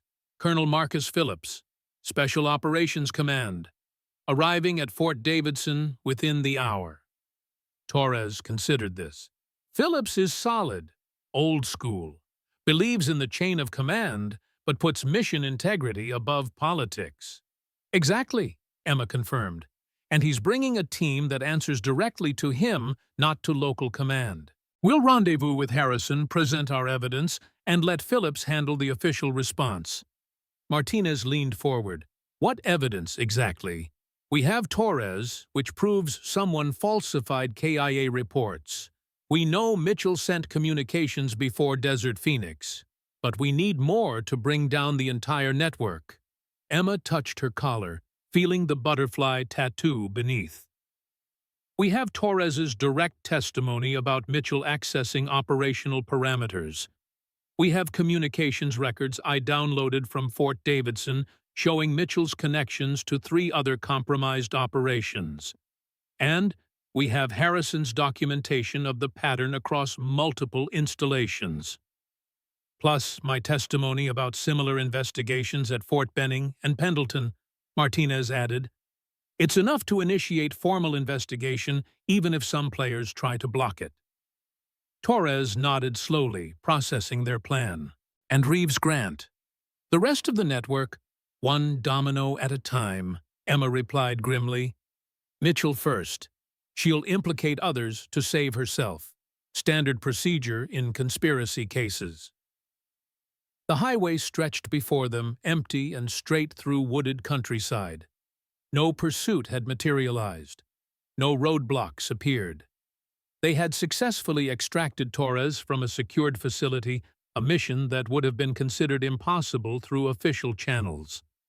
The butterfly tattoo pressed against Emma's skin, one of its names now representing the living rather than the dead. The first victory in a campaign that had consumed 18 months of her life. The first step toward justice for the operators who hadn't survived Desert Phoenix. Torres noticed Emma's hand at her collar, understanding dawning in his eyes. "The butterfly," he said quietly. "It's for the team, isn't it?" Emma nodded, keeping her eyes on the road. "Your name is in the right wing, along with Kim, Rodriguez, Williams, Chen, and Anderson." Torres was silent for a long moment, emotion visible in the tightening of his jaw. "They didn't make it. None of them." "No," Emma confirmed softly. "You and I are all that's left."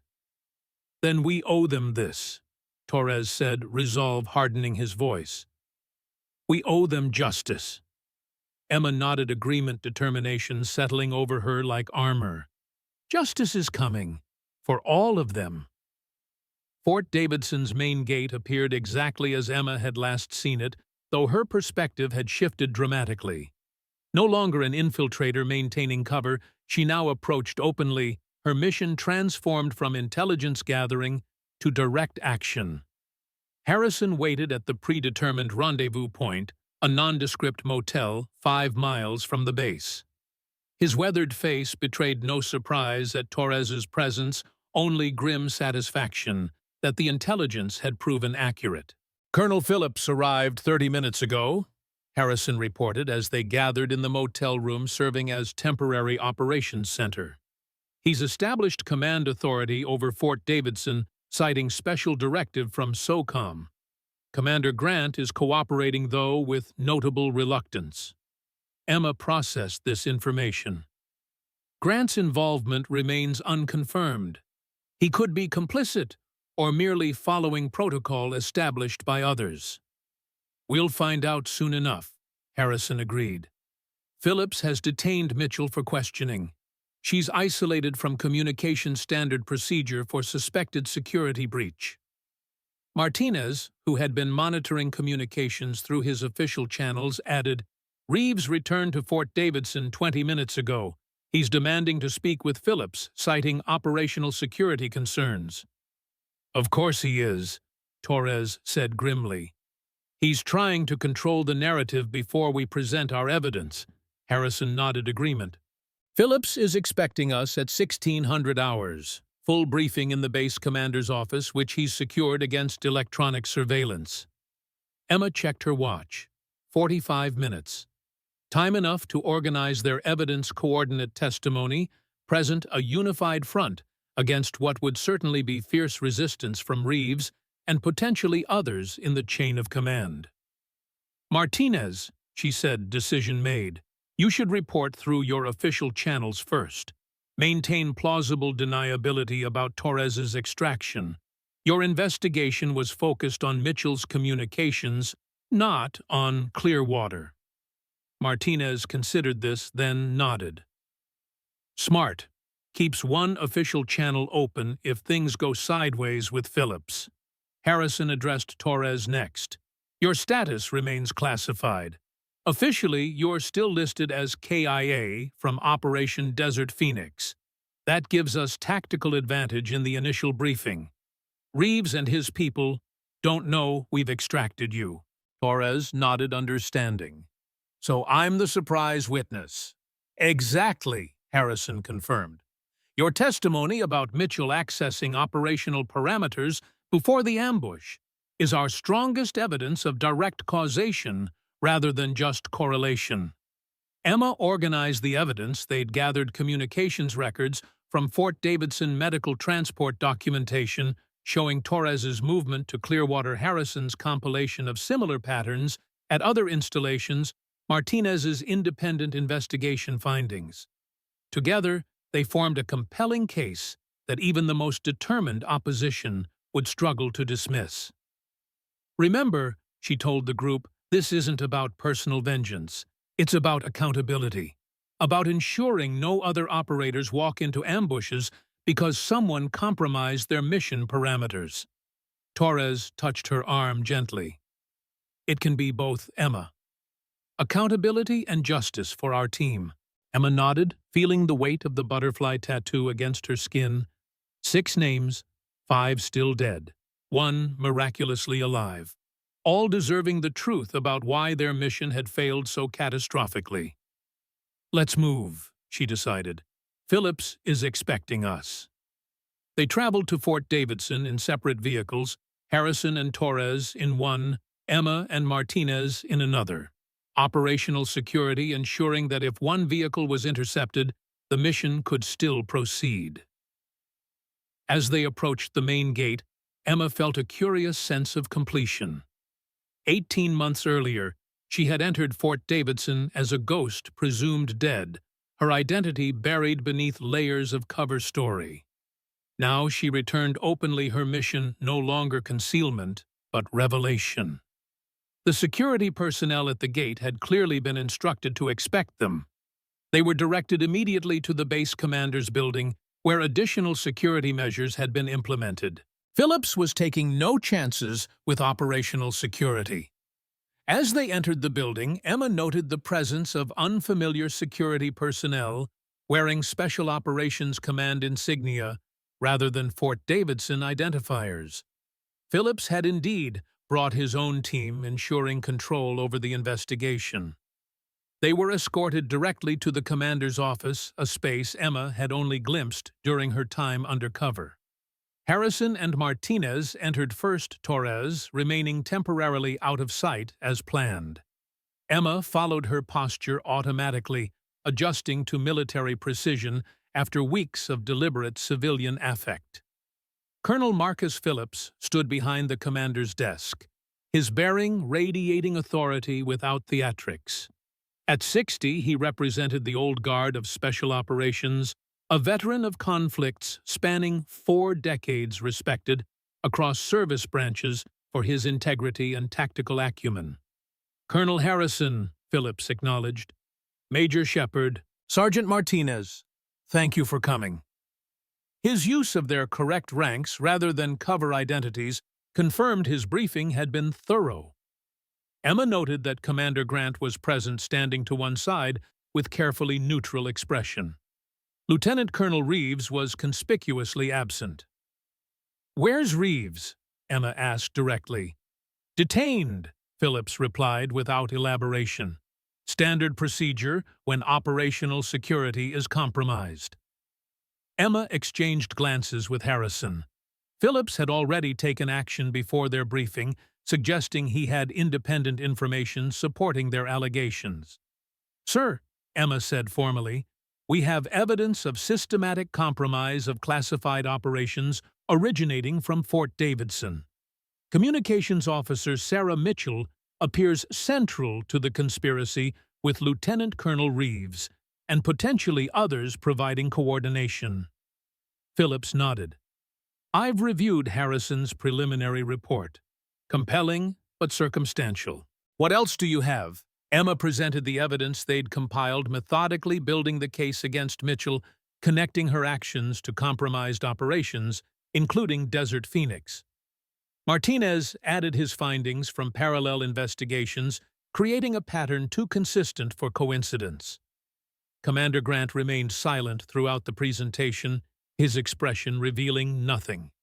Emma noted his restraint, still uncertain whether he was complicit or merely exercising appropriate caution in a volatile situation. When they had presented the documentary evidence, Phillips studied them thoughtfully.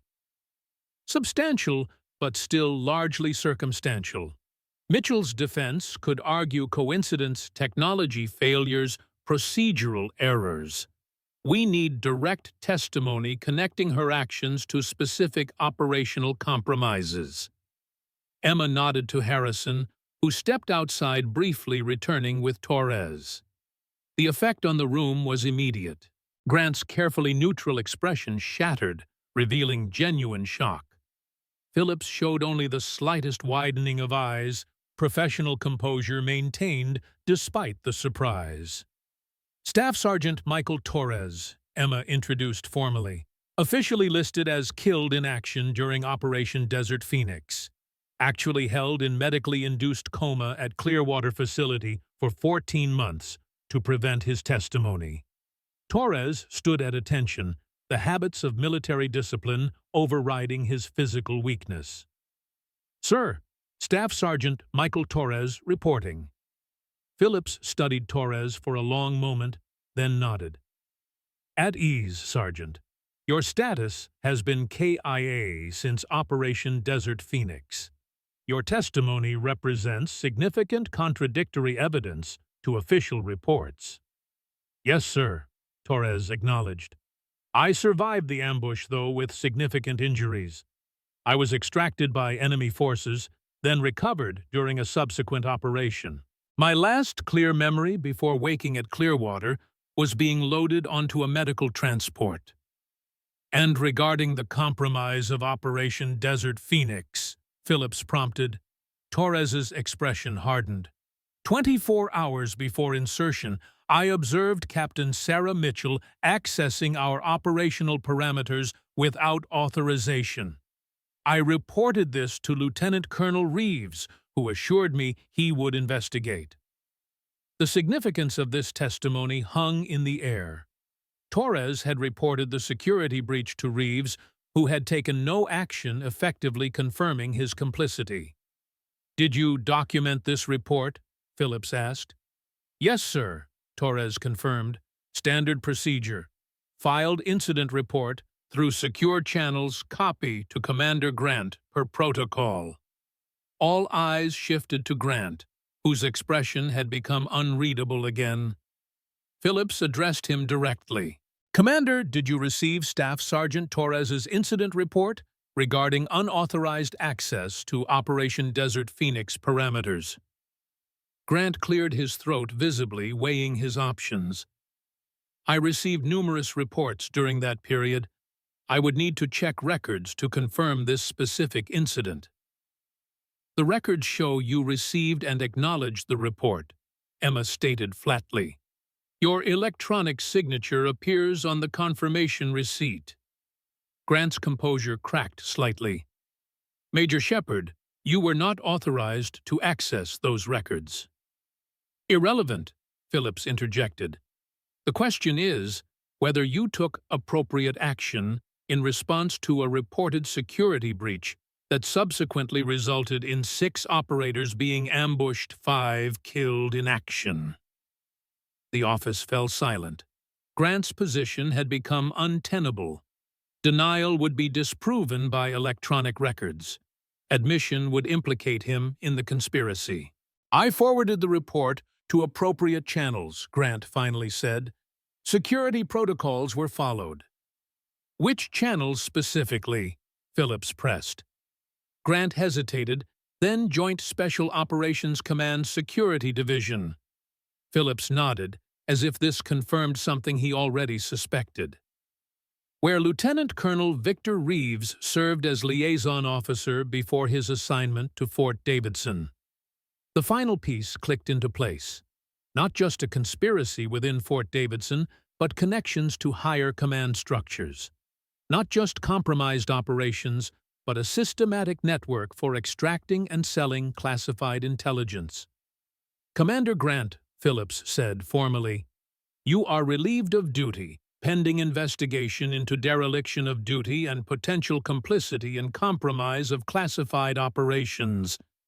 Please surrender your sidearm and credentials to my security team." Grant complied wordlessly, the fight gone from his bearing. He had calculated his options and recognized that cooperation now represented his best chance for leniency later. Phillips turned to Emma and the others. "Well done, all of you. This evidence, combined with Torres's testimony and materials we've independently gathered, is sufficient to initiate formal investigation at the highest levels." "Sir," Emma said, needing confirmation of the outcome she'd pursued for 18 months. "The network Reeves and the others will face military justice," Phillips assured her. "My team has already secured Mitchell's communications records going back 3 years. We've identified connections to similar security breaches at 6 other installations. This goes beyond Fort Davidson, beyond even JSOC." Harrison spoke for the first time since Torres's appearance. "Foreign intelligence involvement Phillips nodded grimly.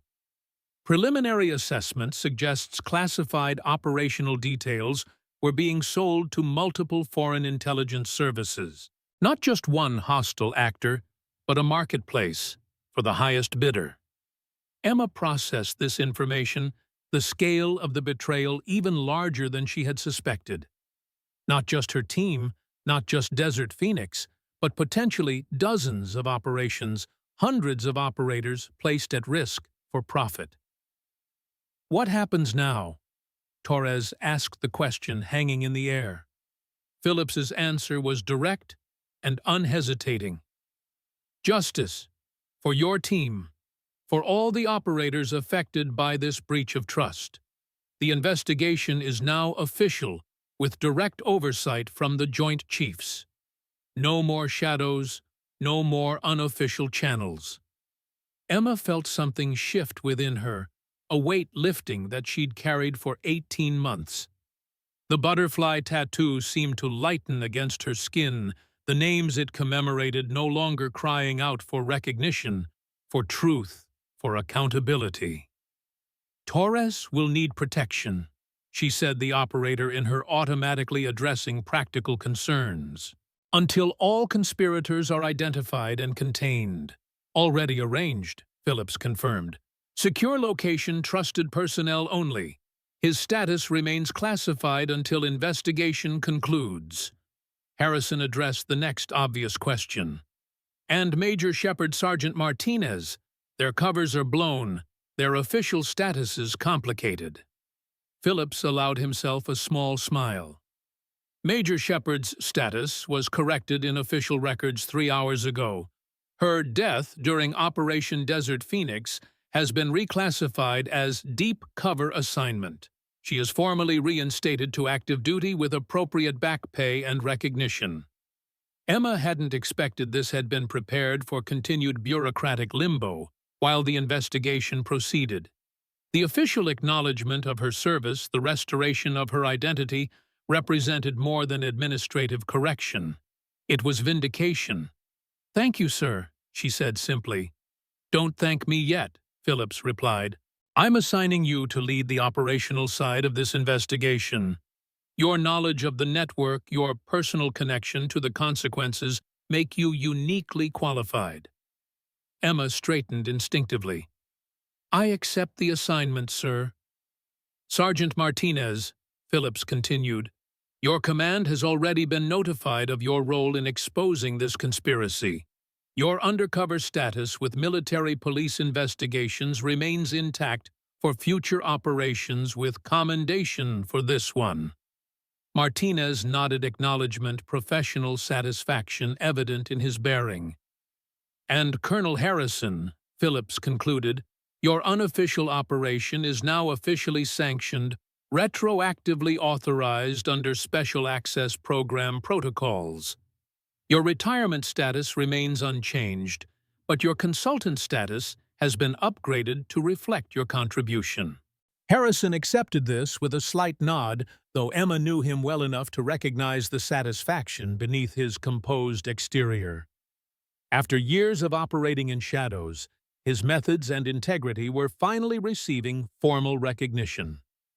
Phillips looked at each of them in turn, the veteran commander acknowledging operators who had completed a mission against overwhelming odds. "The investigation continues," he said. "The network is larger than just Mitchell and Reeves. There will be resistance from those implicated attempts to discredit your testimony, to question your methods. Be prepared." "We are," Emma assured him, speaking for all of them. "Whatever comes next." Phillips nodded, satisfied with her response. "Report to Building 7 at 0800 tomorrow for formal briefing and assignment parameters. Dismissed." As they left the commander's office, Emma felt the transition completing. From ghost to operator, from hunter to investigator, from seeking justice to delivering it. Outside, the rain had finally stopped. Sunlight broke through clouds that had hung over Fort Davidson for days, symbolic timing that would have seemed contrived in fiction but felt appropriate in reality. 3 months later, Emma stood in front of the memorial wall at Fort Davidson, now adorned with a new installation, a plaque commemorating Operation Desert Phoenix. The investigation had uncovered a sprawling conspiracy that reached into the highest echelons of military intelligence. 23 officers across 8 military installations had been arrested. 5 foreign intelligence assets had been identified and neutralized. The operation to dismantle the network had become the largest counterintelligence success in decades, though most details remained classified. Footsteps approached from behind. Emma didn't need to turn to recognize Torres's distinctive gait, still slightly uneven from his injuries, but growing stronger each week. "They've scheduled the tribunal for Reeves and Mitchell next month," Torres said, stopping beside her to view the memorial. "Phillips wants us both to testify." Emma nodded. "We'll be ready." Torres had spent the past months recovering his strength while providing detailed testimony about the events leading up to Desert Phoenix. His status was no longer classified, though the circumstances of his survival remained heavily redacted in official records. "I saw Blackwood yesterday," Torres mentioned casually. "He's being transferred to Alaska." Emma raised an eyebrow. "Punishment detail." "Partly," Torres acknowledged, "though Phillips thinks he was just a useful idiot, rather than a knowing conspirator. Reeves was manipulating him, using his insecurities and ambition." "And Chen?" Emma asked. The quiet recruit who had surprised everyone on the obstacle course had turned out to be more significant than anyone realized. "Her cover is intact. She's being reassigned to Fort Benning to continue monitoring potential security breaches there." Torres paused. "Did you know she was military intelligence all along?" "I had my suspicions," Emma admitted. "No civilian moves that efficiently through tactical terrain." They stood in comfortable silence for several minutes, contemplating the memorial and all it represented. The justice they had sought was unfolding, systematic and thorough. The betrayal that had cost 5 operators their lives would not go unpunished. "Have you decided what to tell Torres's family?" Emma asked quietly. Torres nodded. "Phillips is arranging a controlled reunion next week. Limited details, of course. They can know I'm alive, but not where I've been or why I was declared dead." "They'll just be happy to have you back," Emma said. "My mother kept all my things," Torres said softly. 18 months, and she never put them in storage. Said she could feel I was still out there somewhere." Emma smiled slightly. "Mothers know." Another silence fell between them, filled with the weight of everything they had experienced and everything still to come. The investigation continued to uncover new threads of the conspiracy, each one leading to other connections, other betrayals. "What about you?" Torres finally asked. "What happens when this is all over?" Emma touched her collarbone, feeling the butterfly tattoo beneath her uniform. 5 names still memorialized there, one now representing redemption rather than loss. "I don't think it will ever be truly over," she said thoughtfully. "There will always be people willing to betray their country for the right price. Always be operators who need someone watching their backs." "That's not what I meant," Torres pressed gently. "What happens to Emma Shepard when she doesn't need to hunt anymore?" Emma considered the question, looking across Fort Davidson to where new recruits were running drills on the parade ground. Among them were future operators who would deploy into hostile territory, trusting that their mission parameters were secure, that the chain of command had their safety as the highest priority. "I think," she said slowly, "she becomes the shield she wishes she'd had, the one making sure no other team walks into an ambush because someone sold them out." Torres nodded, understanding the depth of her commitment. "The butterfly effect." Emma smiled at the reference. "Exactly. Small actions, far-reaching consequences. One leak can kill 6 operators. One investigation can save hundreds more. As they turned to leave, the sun caught the memorial plaque, illuminating the names inscribed there. 5 fallen operators honored publicly.